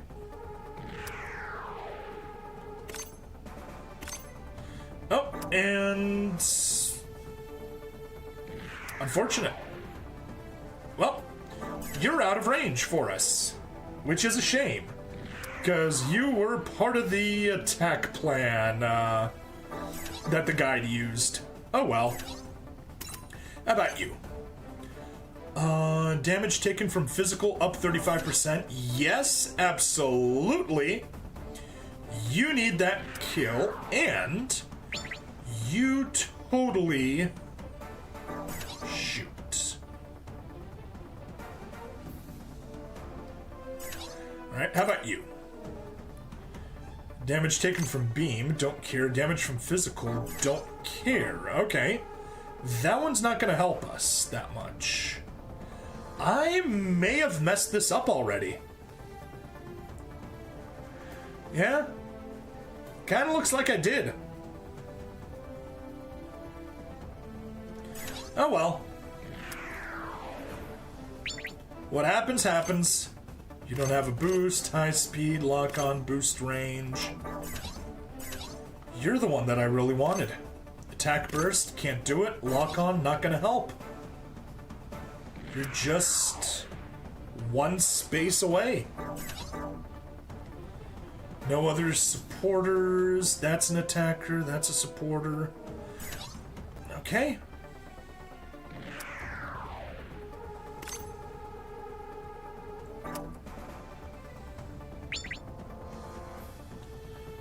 Hope for a crit. Hope they miss. Now they're... definitely do not support. Do not support.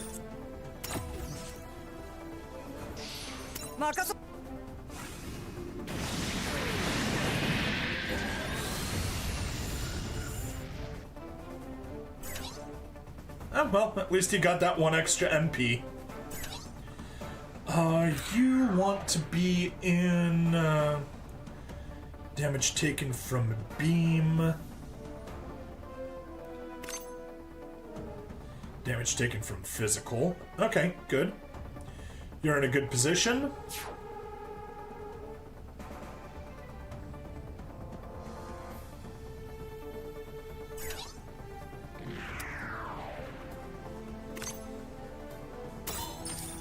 Get the kill there. And never forgive, blah blah blah. Head on over there.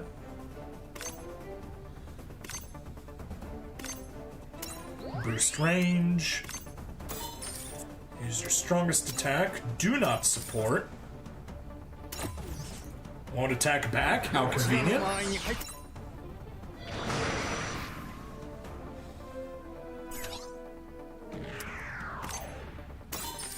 Get the kill.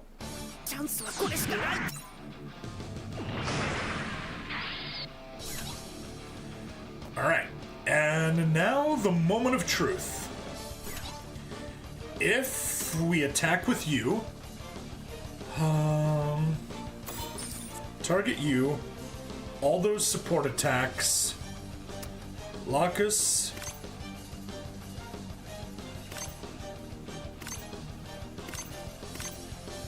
rather, no.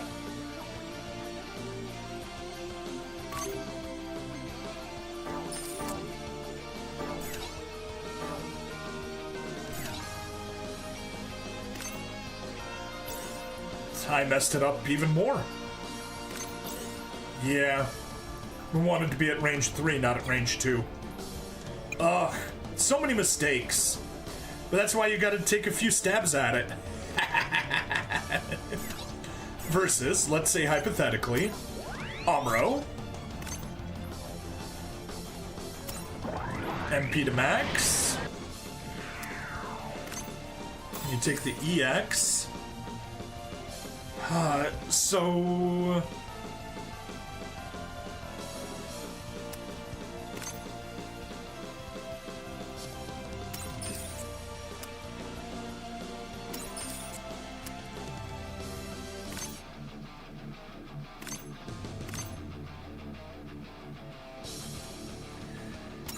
I think this is the better option.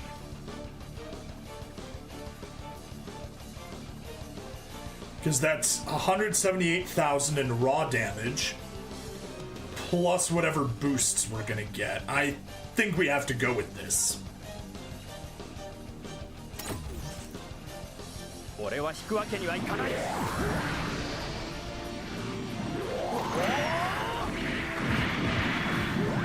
Whatever, skip.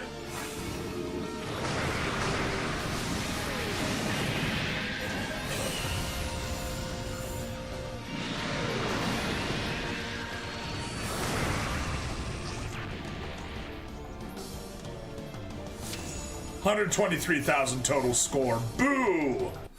Boo!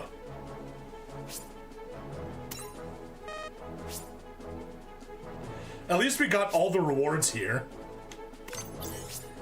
SP. Okay, whatever. Proceed.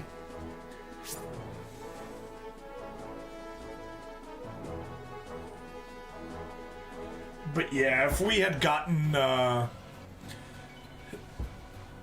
them to get closer, would have been good. Alright, grab the SP, grab the energy tank, grab the weapon upgrade materials, SSR limit break material, SP conversion chip, and weapon upgrade material. Yay. That's really, we got all the important stuff. And let's go to missions. 10, 20, 40, 60, 80, 100, 110, 120. Didn't get 130, 140, or 150. Shame, but collect all of that. Which now is enough medals to collect 2 of that. Yay, we got more PP. And we can go to 2-2 and skip all of that PP. Yep, nicely done. Yeah, I wish I had done better, but oh well. We can just get more medals like that.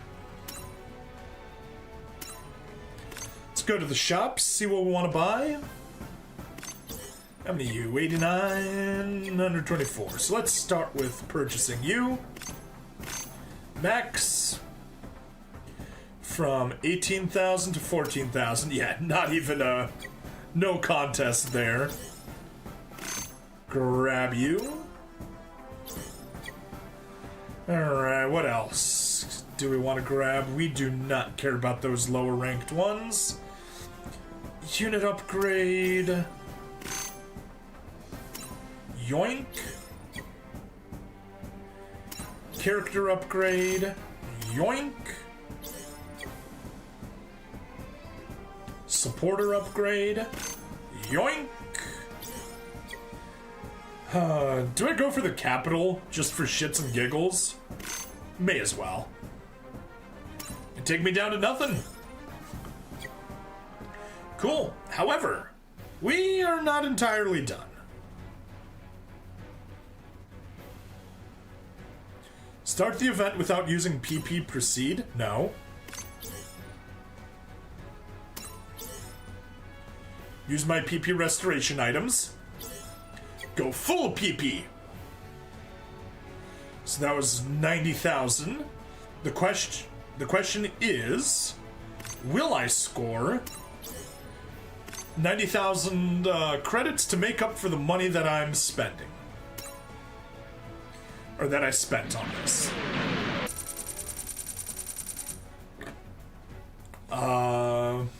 4,500. So it's looking like the answer is no, and I hit the wrong button. To event. Back to the shop.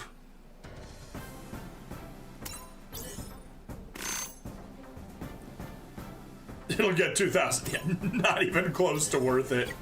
Okay, cool. Well, that's that. Do not buy any more PP. And just the rest of the medals will be used to buy credits. And yeah, that's that. I do not care about getting any more medals from the missions, because it's literally just more medals, so who cares? 120,000 is all I needed. Zero complaints. But yeah, that was a bit of a long episode, hour and a half. So yeah, I guess we gotta wrap things up here. Thank you everybody for watching. Please like, follow, subscribe. Check me out on Twitch, YouTube, Rumble, Odyssey, and Kick. Free money in the description as always, and I'll see you guys in the next part. Bye-bye. There we go. That is the recording taken care of. I figure we may as well get started on the new event, at least see what it is. So, yeah. Guess we'll just proceed straight to the next episode. Let's go. Hello and welcome to another episode of SD Gundam G Generation Eternal. I'm bringing Stabity, the stabbiest Stabity that ever stabbied. And last time, we took care of the Grand Offensive.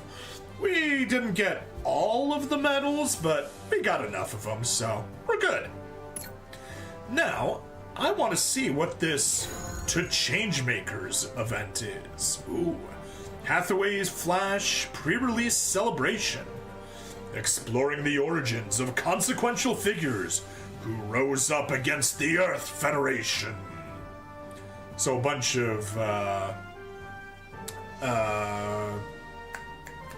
whatchamacallits, bunch of terrorists. Space terrorists.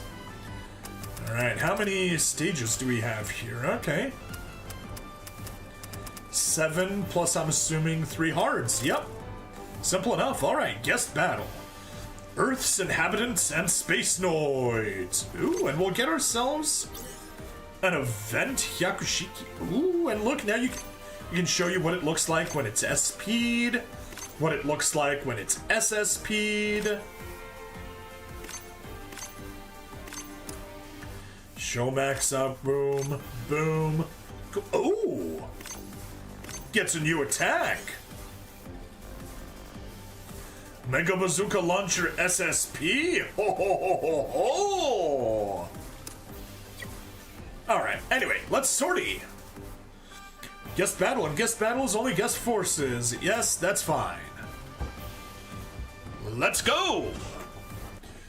Char clones? In a moment. The end of Auto Domini. It began with a food crisis caused by overpopulation, accelerating pollution, and ecological collapse. Eventually, Earth would no longer be a planet fit to sustain human life. On this particular issue, humanity found common ground, ultimately proposing a single solution. Force all of humanity into space. In other words, a space emigration program to construct colonies in the void, thereby forging a new home for humanity amongst the stars. To carry out such a historically unprecedented, planetary-wide initiative, the entire world was unified under the newly established Earth Federation, which subsequently enacted the Space Emigration Act. In light of the fact that only certain nations and entities were responsible for polluting the planet, some reasonably argued that it was unjust to make everyone pay the price. We're looking at you, China and India. Nevertheless, in order to preserve the Earth, the very cradle of life, people had no choice but to accept fate and act as one. Although each step along the way was fraught with danger, the Earth Federation government started relocating the planet's population in accordance with the Space Emigration Act, once the first space colony had been completed. At last, humanity began to settle the stars. Accordingly, a new calendar system was enacted with the inaugural year of space emigration as its epoch. It was a farewell to the old era known as Anno Domini, or the Year of the Lord, which had spanned over 2 millennia. Once torn apart by its differences, humanity had ushered in a new era that embraced all forms of diversity, the Universal Century. However, by UC 0051, a half-century had passed since the start of space emigration.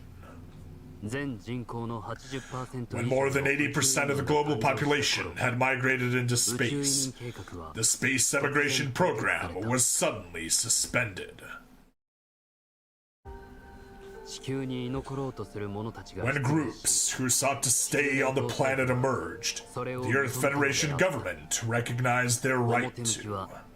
Officially, this exception was meant to allow a small number to inhabit the planet in order to preserve the natural environment and human culture. However, these groups consisted of the so-called privileged class, key Federation government figures, cabinet ministers, business magnates, and other elites. And so, humanity was once again torn apart by its differences. This time, those between Earth's inhabitants and space lords.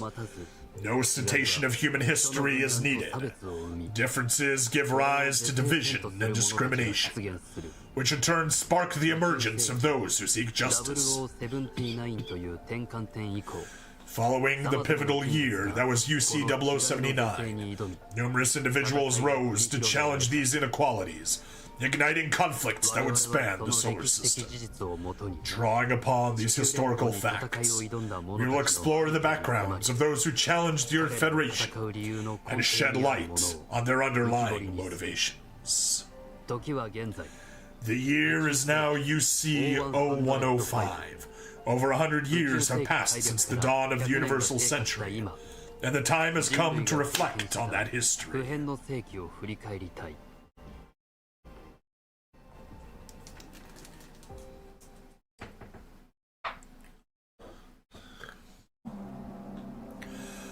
But yes, Flightless Bird. Quattro, he is a shard. Adelaide, a city located in the southern part of the Australian continent. It is the current capital of the Earth Federation government, and preparations are underway for an upcoming international conference. The Australian continent on which Adelaide is bears the scars of a devastating war, scars that could be attributed to the collective karma of humanity. The war born from the Great Divide between space and Earth that virtually obliterated this great continent.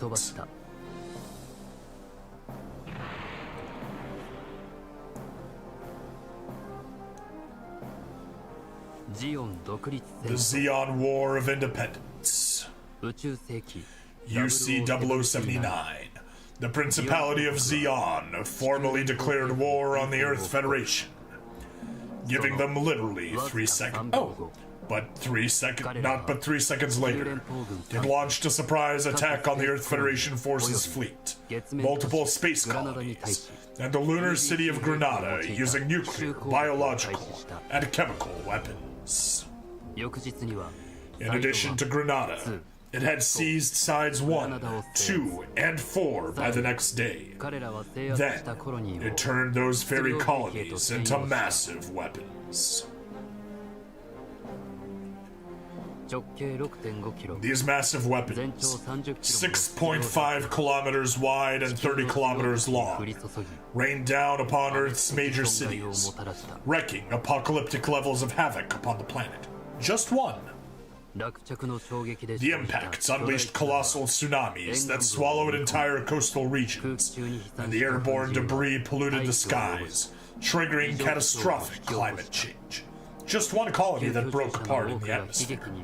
Most of Earth's population was decimated in one way or another, and the planet's fragile environment was pushed over the precipice. According to records from the time, the first surprise attack launched by the Principality of Zeon claimed the lives of about several billion space Marines. These colony drops are also believed to have claimed the lives of approximately 1 billion of Earth's inhabitants. In total, the death toll amounted to half of humanity's population. It took but 1 week. In that short span of time following the outbreak of the war, half of the human race perished. Having unquestionably gained the upper hand, the Zeon forces moved to seize the remaining colonies to ensure the Earth Federation's unconditional surrender. In truth, early in the conflict, some within the Earth Federation government underestimated the Principality of Zeon, believing they could negotiate to extract some concessions. For those living on Earth, the realities unfolding in space may have sounded little more than fairy tales from a faraway land. However, the wind turned when the colony drops started. Space problems were now Earth problems. Only when their own noses were bloodied did the cabinet members finally open their eyes and take action, issuing orders to the Earth Federation forces. Zeon had earned their wrath. Thus, the opposing fleets of the Principality of Zeon and Earth Federation clashed at Side 5, the colony cluster otherwise known as Loom. It was the first full-scale space fleet battle in human history. The Battle of Loom had begun. And that is where Char became an ace. And not just any ace, he shot down 5 of the Federation's Magella-class battleships. So the Earth Federation has 2 ships during this time, 2 main ones, 2 combat ones, plus support ships. The Salamis, which is a cruiser, of course a reference to the Battle of Salamis, and the Magellan, which is, of course, a reference to Ferdinand Magellan. The Magellans are the battleships, and the Salamis are the cruisers. Ramming speed. So, yes, believe it or not, yes. The way that Char pulled it off is basically he was using... Now, obviously, this kind of depends on specifically which canon you're following, but what happened is that Char was basically pushing his suit to the limits by, in addition to, using his thrusters, he was kicking off of the battleships as he destroyed them, which allowed him both to go faster while also conserving propellant, meaning he actually had the combat range to shoot down 5 battleships all by himself. But yeah, anyway, this is actually the actual Char. Char Aznavour in the Zaku 2. And his wingmen, Zeon Soldier and Zeon Soldier in regular Zaku 2s. And Zeon Officer and Zeon Officer in a pair of moose eyes. Now you may wonder, if that's where the moose's eye is, you may wonder where the rest of the moose is.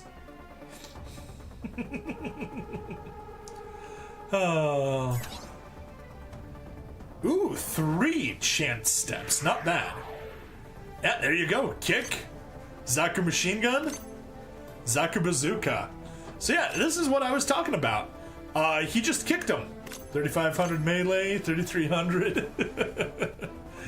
And the kick is the cheaper attack, so perfect. Kick. That's just a Salamis. No need to waste your time with a Salamis. But we have to. Oh, that doesn't even have a on-screen animation. How boring. You can't even pull that one off. That's unfortunate. That's very unfortunate. There's at least the Magellan. Can you kill the Magellan? You can kill the Magellan in one attack. How about with your bazooka? You can kill it with the bazooka as well. So I'll let you kill the Magellan with a bazooka.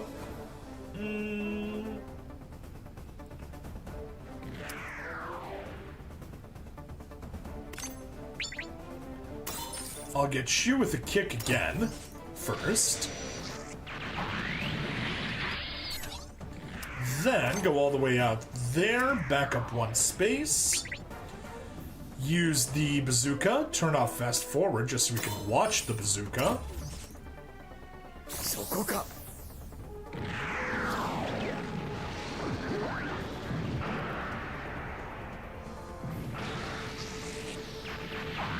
There we are, Char using his bazooka. Oh. That was all of his chance steps? That was all of his chance steps. Oops. Alright, let's just use the machine gun then. Then we can watch the Zaku machine gun shoot down a saberfish.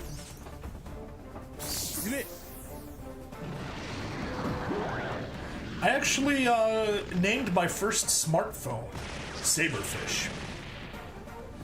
I actually have a habit of giving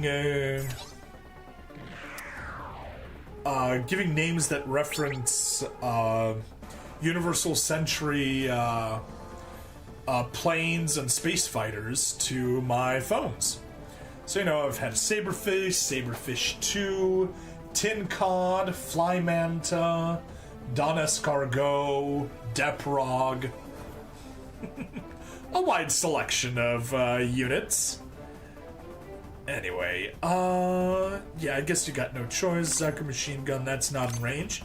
Zaku machine gun's the only choice, but let's target the saberfish. We can take a peek. We watched this one, but whatever. The Gunstar? No, I haven't named anything the Gunstar. What is the Gunstar from? There, and perfect. You can almost reach it. Bombardment, 73%, missile barrage. Well, let's missile barrage it with a Musai.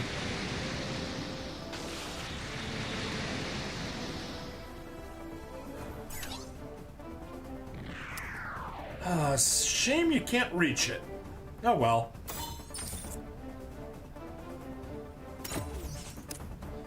Anyway, we can skip this since we already saw the machine gun.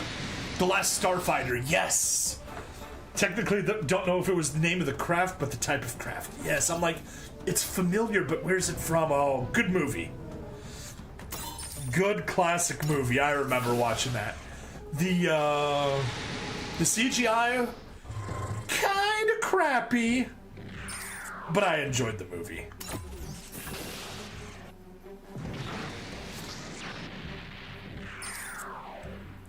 Okay, everyone attack Char. That's fine by me. Great movie. It was high tech for the era. Yes. Yes, it was. Zaku Bazooka. You better kick. Oh, or machine gun. Yeah, he's got so much will now that he can just use the machine gun to get the kill. Conserve energy that way.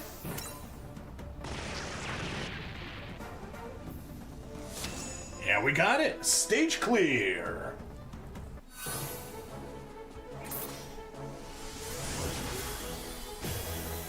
Hyakushiki acquired. And 50 diamonds.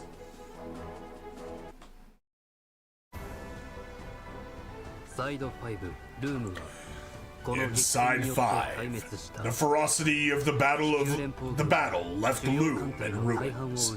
The Earth Federation forces lost the majority of their main fleet, as well as the commander when the flagship Ananke was sunk, and Johann Ibrahim Revel, Vice Admiral at the time, was taken prisoner. The outcome was a decisive victory for the Principality of Zeon. However, the Zeon forces also suffered devastating losses, suppressing their potential for large-scale attacks. Ultimately, the takeaway was horrifyingly simple. In little over a month's time, 1 out of every 2 human beings had died. Looking back on these events, some argue that since the Principality of Zeon was dwarfed by the Earth Federation, a swift conclusion was its only hope. That is, the Principality of Zeon needed to strike a blow so devastating that the Earth Federation would be forced to its knees. From a strategic perspective, that may have been true. Nevertheless, when viewed through the ideological lens of Giran Zabi, Supreme Commander and de facto leader of the Principality of Zeon, a different perspective on the Zeon War of Independence comes into view. To be continued in Part 2, Giran Zabi, The Gambit of Tyrants.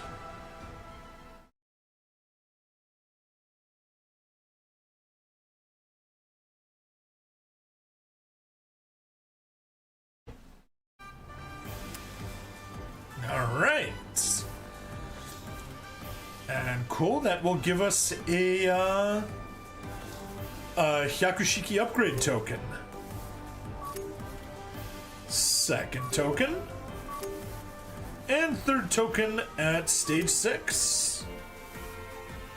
Ooh.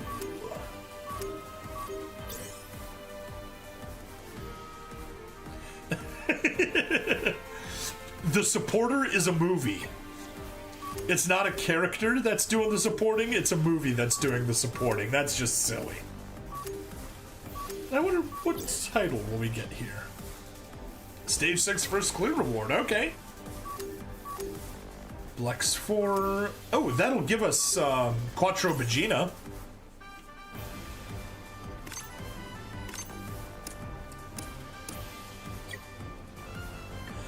Quattro Vagina, he is a Char. Alright, Giran Zabi, the Gambit of Tyrants. Oh hey, we can get our own squad here.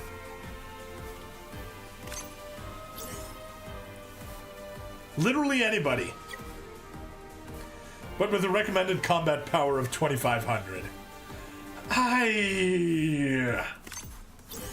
Which of our supporters need some levels? Which for Mercury I'm gonna pass on you. Tough as nails, why not? Filter. Filter by tag. Reset. Nail. Nail.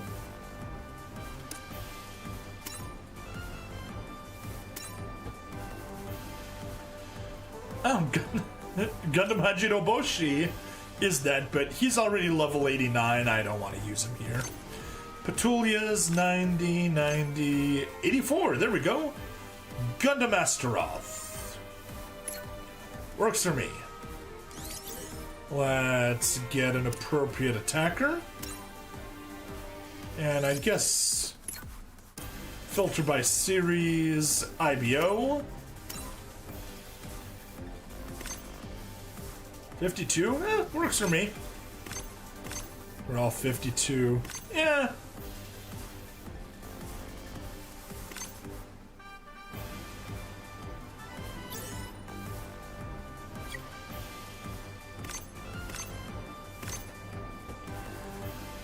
I could use Mystario just for the extra chance step, but I'll use Argy Mirage instead. We're literally 10 times as strong as we need to be. Oh. The survival of the fittest. This paper was published in UC 0071. Its author was none other than Giran Zabi, who would go on to become the supreme commander of the Principality of Zeon. In it, he espoused the idea that space noids, especially the citizens of Zeon, were not only highly capable but also genetically superior. Furthermore, he goes on to argue that Earth's inhabitants, whom he deems an inferior breed, would inevitably decline, leaving the citizens of Zeon as the fittest to rule the Earth sphere.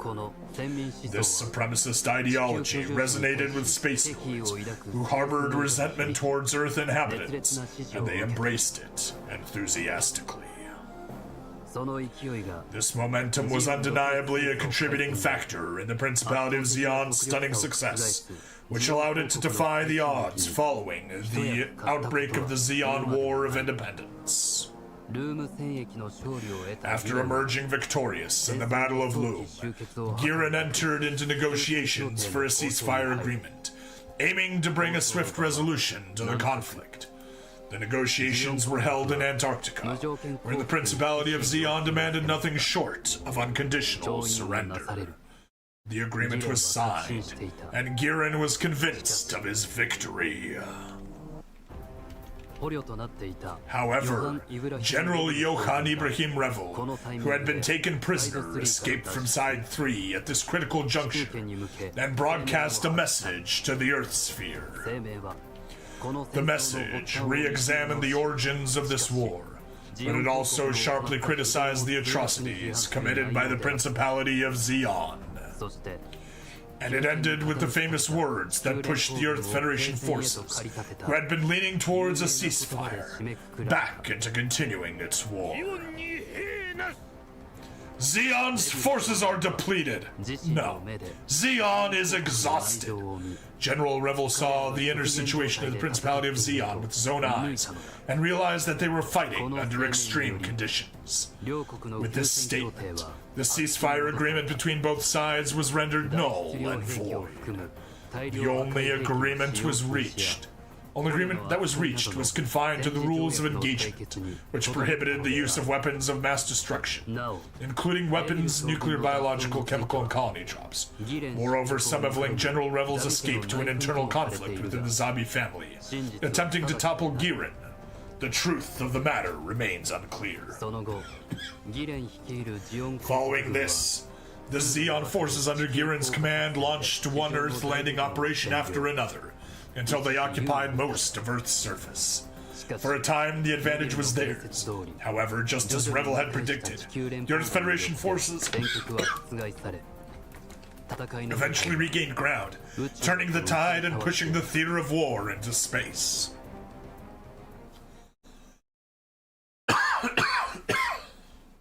Excuse me.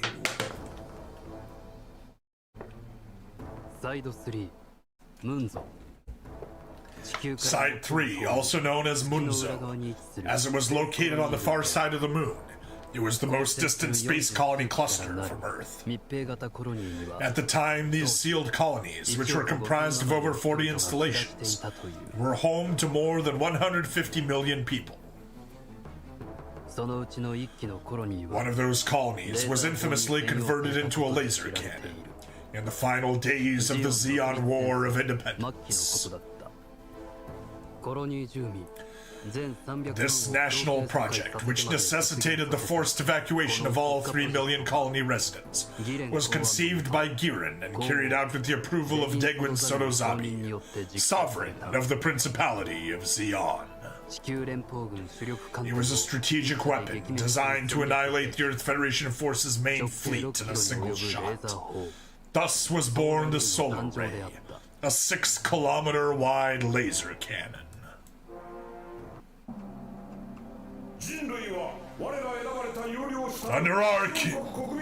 Under our care and guidance, we, the chosen superior people of Zeon, will at last ensure humanity something. If this war wears any further, it poses a threat to mankind itself. Now is the time to teach the incompetent Earth Federation the truth, that we, Zeon, must rise up for the sake of tomorrow.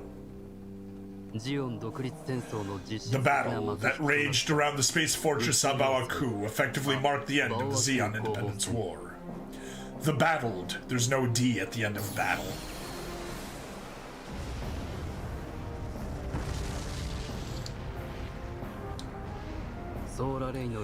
Having eliminated nearly a third of the Earth Federation forces' main fleet, including General Revel, darn, with a single shot from the Solar Ray, Giren proceeded to commit all his remaining forces to the final phase of the war. The stakes could not have been higher. Thus, to rally his nation to victory, he repeatedly invoked his supremacist ideology. Meanwhile, when questioned by Sovereign Degwin about the post-war order, Giren offered the following reply. After the war, we shall keep the population reduced, retaining only the superior race, for the survival of humanity and for the purity of the Earth sphere. This response revealed both his arrogance and his conceited agenda.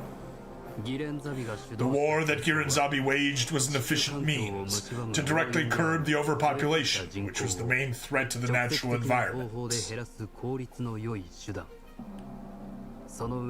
Thereafter, he would wrest the planet from the hands of the Earth Federation and take the reins of the Earth sphere himself. This, he claimed, was the key to the survival of the species. That is to say, his solution for saving the environment. Geez, these environmentalists are... ugh. His war, however, was about to come to an abrupt end. Like, I mean, normally the insult for environmentalists is watermelon, because they're green on the outside, but red on the inside, but red as in communist. But in this case, Giren, also a watermelon. And green environmentalist on the outside, Nazi red on the inside.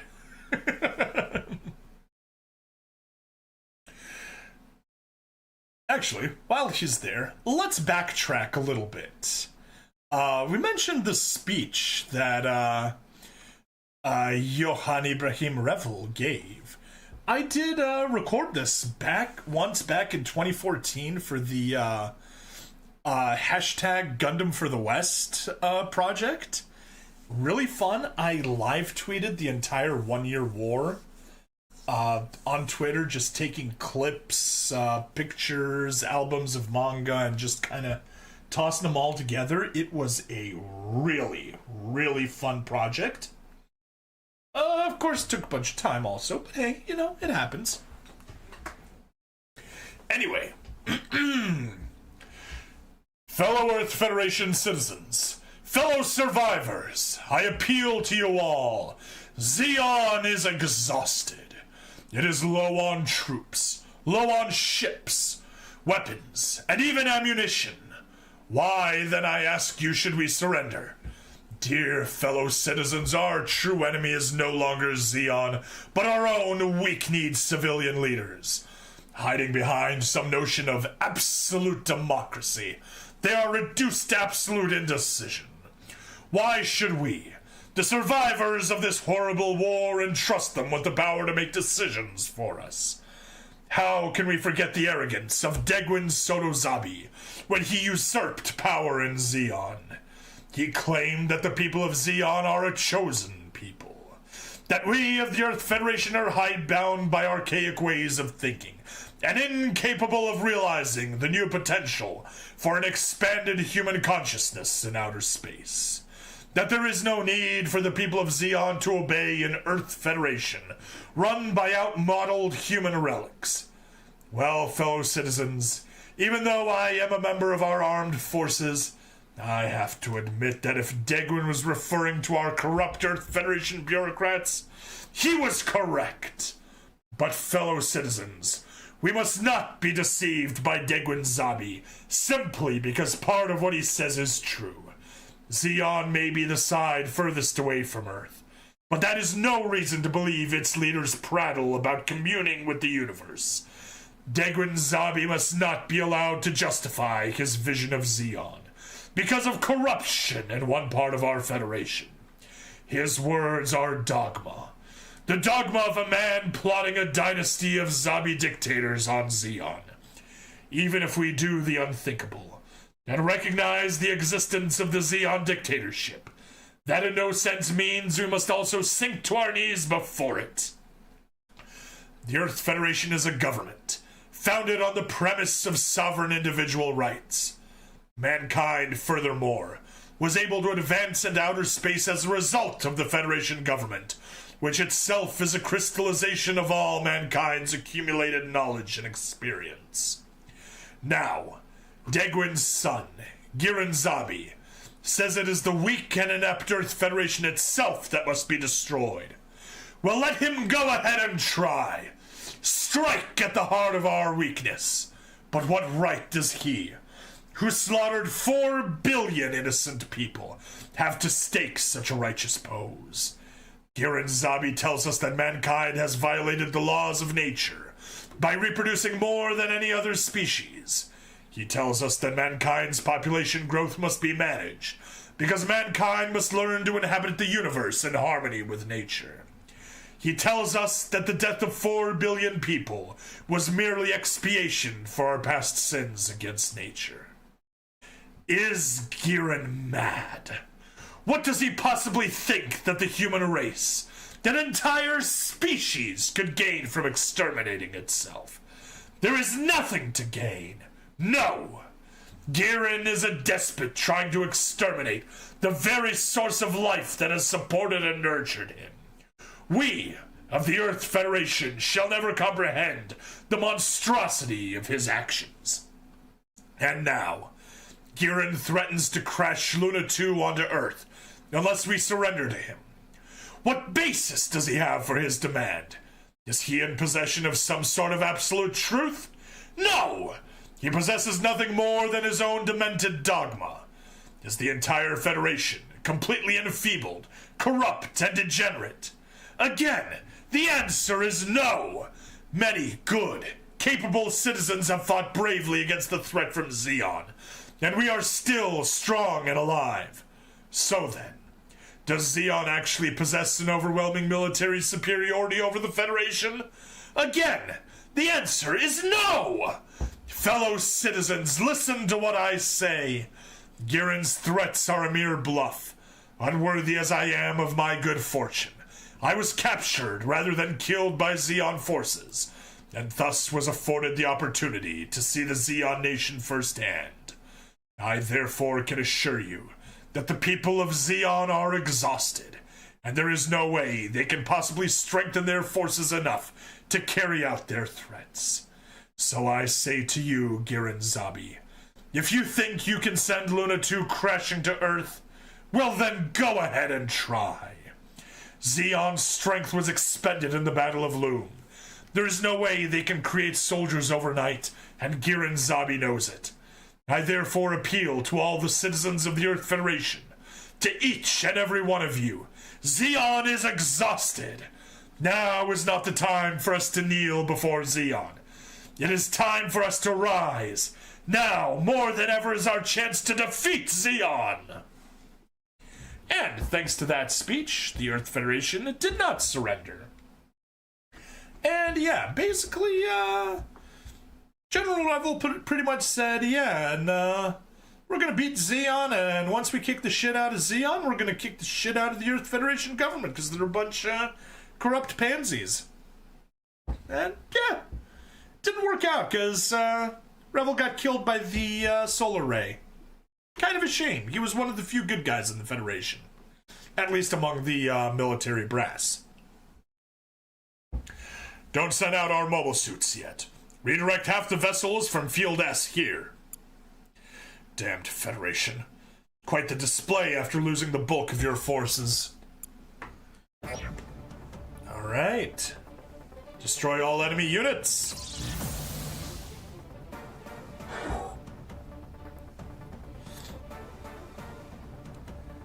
Oh. Well, that is, quite the battle they're, giving us here. Argue Mirage, you can just kind of head on over there. Not good enough, but take care of you.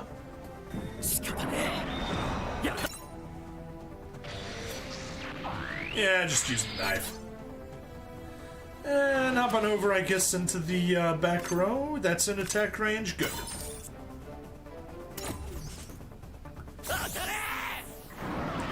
Atare! While they worry about that, Argue Mirage takes out those guys. We will worry about, ooh, yes. You can get the kill. Very nice, actually. If you can't get the kill...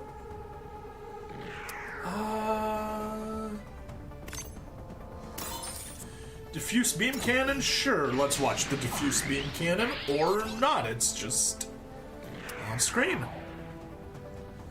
Oh, darn. You can't pull it off.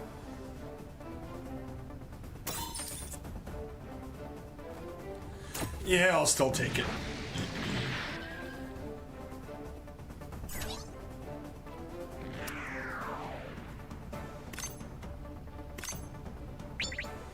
Giant Bazooka, also known as the Giant Baz.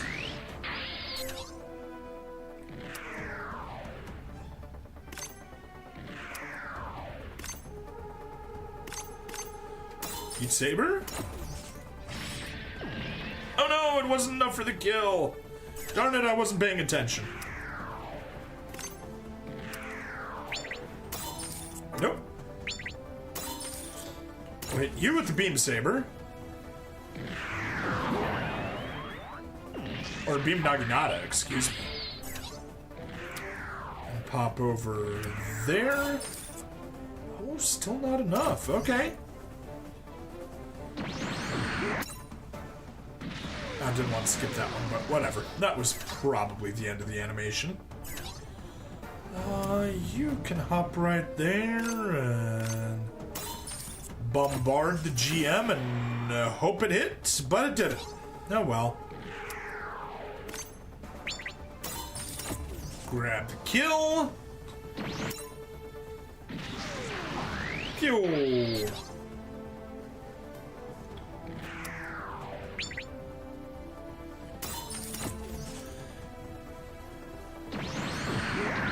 Pew pew pew pew. Yeah, I skipped it pretty much at the end of the animation. Alright, well, how do we do? Kill there. Good job with the Naginata.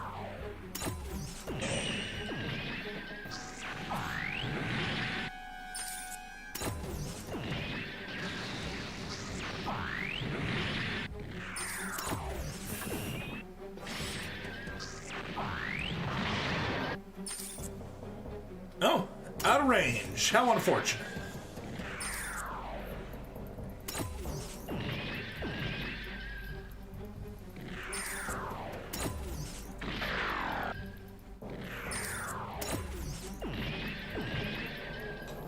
Wow, survived with 15 HP. As we get the kill on that Salamis.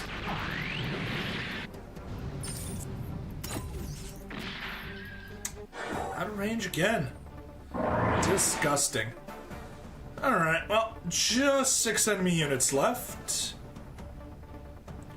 1, 2, 3, 4, and 2 battleships. Looks good to me. You can't reach anything.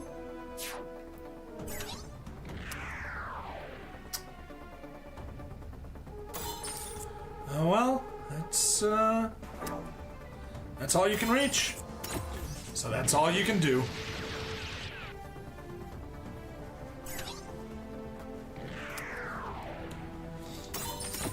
Heat saber, boom.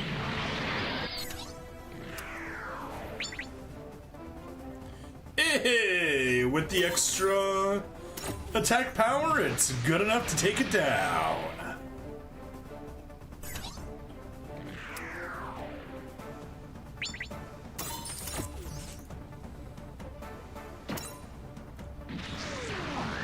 Job, got the kill.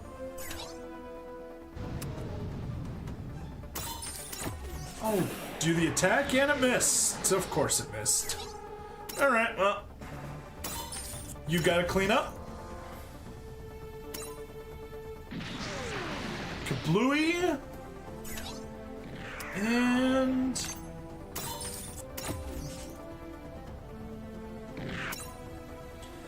actually, I guess what I didn't check.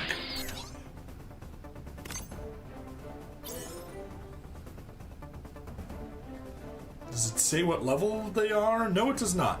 Okay. Yeah, I guess that is a common thing that they do in the G-Gen games. Your guest units don't actually have a level. Naginata, and there they go.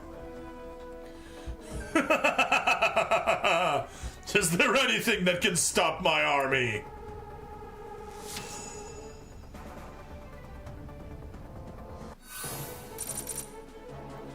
Alright, hey, we got ourselves that Yakushiki medallion, got ourselves some basic rewards. Nice. You're more foolish than I even thought.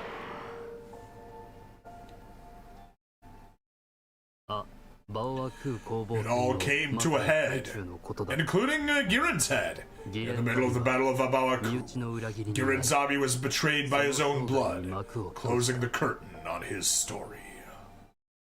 It did not take long before Abawaku fell to the relentless assault of the Federation forces, and with it the Zabi dynasty collapsed. And Shar got a headshot on Cecilia with a bazooka. The surviving senators returned to the national system from the Principality of Zeon to the Republic of Zeon. Then, on January 1st, UC 0080, the Earth Federation and the Republic of Zeon ratified a peace treaty. Ratified a peace accord. Finally, the war was over. The toll that this year-long war exerted, however, was steep. The total population of the Earth sphere had been reduced by more than its half? No, by more than half. Side 7, which was still under construction, and Side 3, the homeland of the Republic of Zeon, were destroyed. So too were Sides 1, 2, 4, and 5. Only the neutral Side 6 escaped destruction, but it wasn't total destruction. Earth was no exception. Not only did it suffer catastrophic damage from the colony drops, but countless areas were also in desperate need of aid, particularly regions such as Europe and East Asia. War zones that were left in ruins. Post-war reconstruction was in the hands of the Earth Federation. However, its stewardship ended up sowing the seeds of a new conflict. In fact, the rift between Earth's inhabitants and space noids only grew wider.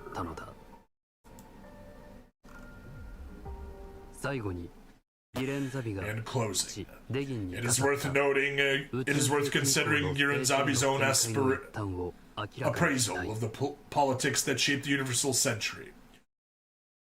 What has absolute democracy brought to the Earth Federation? Nothing but more bureaucracy and cronyism. Not to mention a population only good at wasting resources. To be continued in Part 3. Jamitov Hyman, an extremist ideology.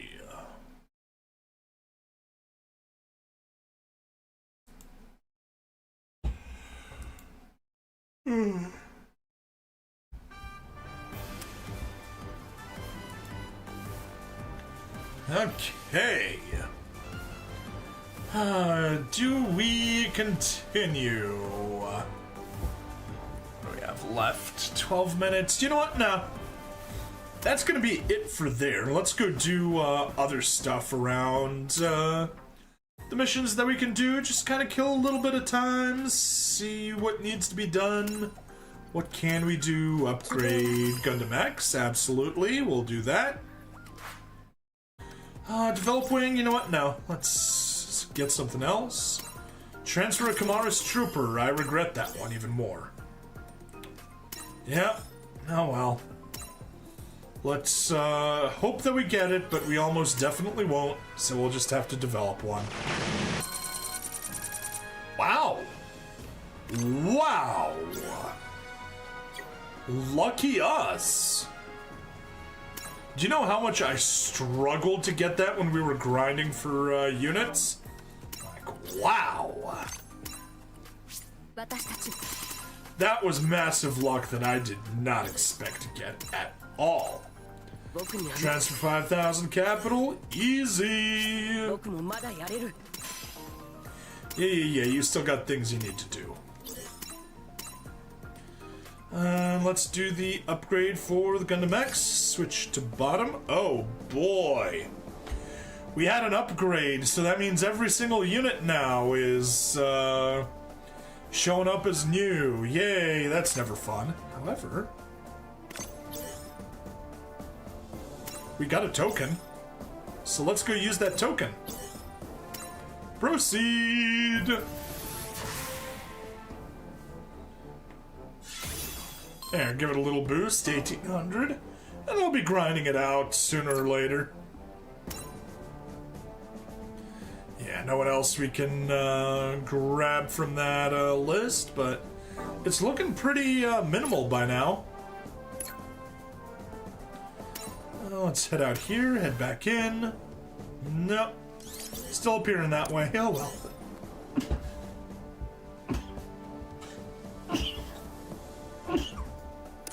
Excuse me. Jiragic. Yeah. You kind of obviously need it. And that's 5. Perfect. Tifa deal? We got you what you wanted. Kaboom. Alright. Not gonna grab more warship cruises at the moment. Doesn't make that much sense. Can we, like, you know, maybe have you not show up as new? I would appreciate it. Oh well. I guess it's stuck being new.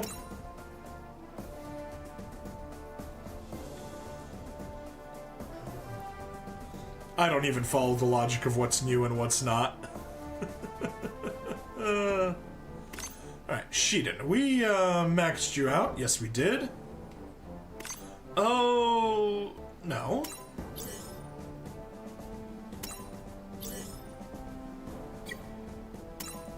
That's what it is. There we go. It's just trying to tell me that I need to take a peek at the SSP conversion. By using an SSP conversion chip on a unit that reached level 100 and maximum limit break, SSP conversion can be performed. SSP converted units unlock retrofit levels and custom cores. Upgrading retrofit levels increases unit stats, and once a specific retrofit level is reached, the custom core feature is unlocked. Unlocked custom cores can be learned by using materials. Learning it enhances unit performance, adding new weapons and increasing mobility for some units. Okay.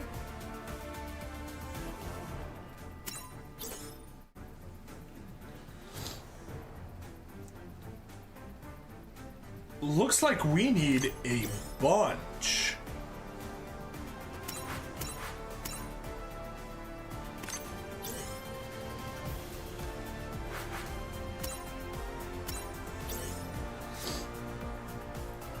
Yeah,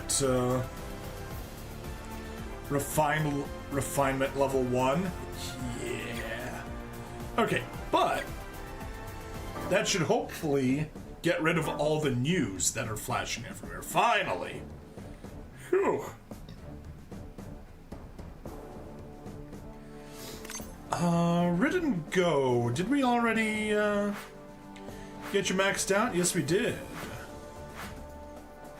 Yeah, Helmwiggy, we definitely worked on you to get you maxed out. So what are we looking for next as the big guy?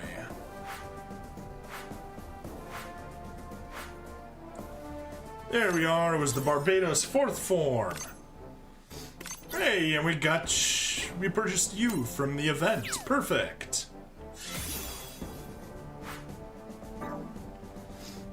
Yeah, it was right after the Noble Gundam. But you got bumped up to Gundam Barbados 4th form. There you are, it's 7600. Good job. Noble Gundam, Britova, Warrior Dom. Power Slash. You need those. We've already gotten all of you. Right? Yep. So that's just something I'll be doing offline. Maxing out the Warrior Dom there at the 7400 power. And then the Grays is not going to help us because it also needs physical stuff. Yay! I mean, I'll take a peek at it, but yeah. Both physical. Physical melee, physical weapons. Kind of annoying. Earlier, the limiting factor was beam weapon upgrades, and now it's physical weapon upgrades. Oh well. What's the new arrival? Bug report? Problems. Night night Stabby, much love. Hey, you too, have a good night. I'm heading off in just a second as well. Alright, resolve the following issues. Tough as nails, expert 16. Fail even if unit not mentioned in the defeat conditions enter the defense area. As token of apology, we've sent 100 diamonds gift. There we go. That's what the 100 diamond gift was for. Alright, don't get any more PP packs. We do not want the PP.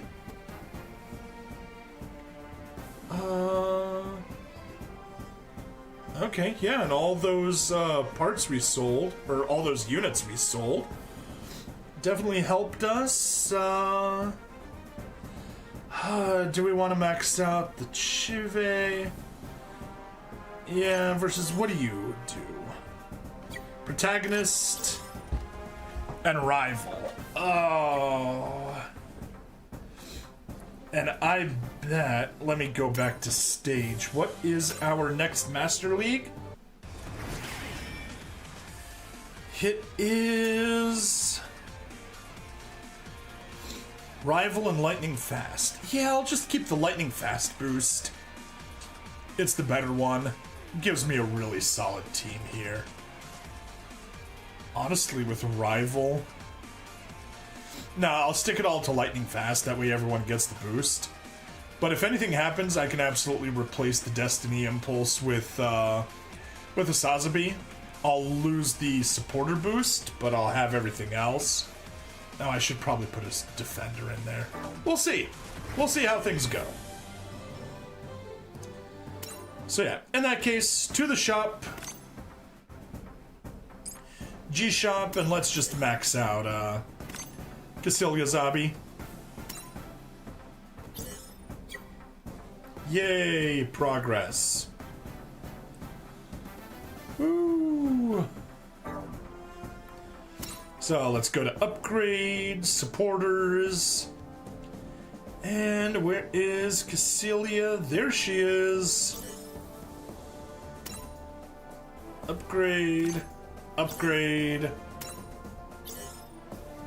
Get the duplicates and get her to 40%. Useful for getting Xeon better. Yeah. With her Purple Widow. Ooh. 14% boost to all stats. Very nice. Very nice. Anything else we need to worry about there? Not really. That's that. What else shall we grab? Anything in the shop we want to worry about? G-Shop? No. I mean, obviously we want those weapon upgrade materials, but can't afford them. It would make sense to buy that cheaper one. Although, I don't actually need them right now. I'm caught up on stuff. So, no, I won't. Definitely nothing from there. Gonna consider that, but nah, I said I'm gonna save up for the UR supporter limit break so we can get, Bright, his first star, to give another big boost to all my new types. And Rare Metal Shop, I got 200. Oh, which is enough to get those, but no. Saving up for UR limit break. Saving up for UR limit break. Okay, well, that's it. That is tonight's stream. Thank you all for hanging out with me. Flightless Bird, Red Fire, Roima, Ice Marsock, Evelyn, R-Gamer. Thank you all for hanging out, and of course, thank you everybody on the VOD. So, a nice little chill NPR. Please like, follow, subscribe. Check me out on Twitch, YouTube, Rumble, Odyssey, and Kick. Free money in the description, as always. And I'll see you guys in the next part. Bye-bye. Whew. Okay. Oh, no need for raids or anything. We got 2 viewers on Twitch. Yeah, not worth it. No one on Rumble because we're premium, although I guess I did see one person. I know, but he's gone. One person stopped by. It's a shame. But yeah, let's end the stream on Rumble. Yes, end stream.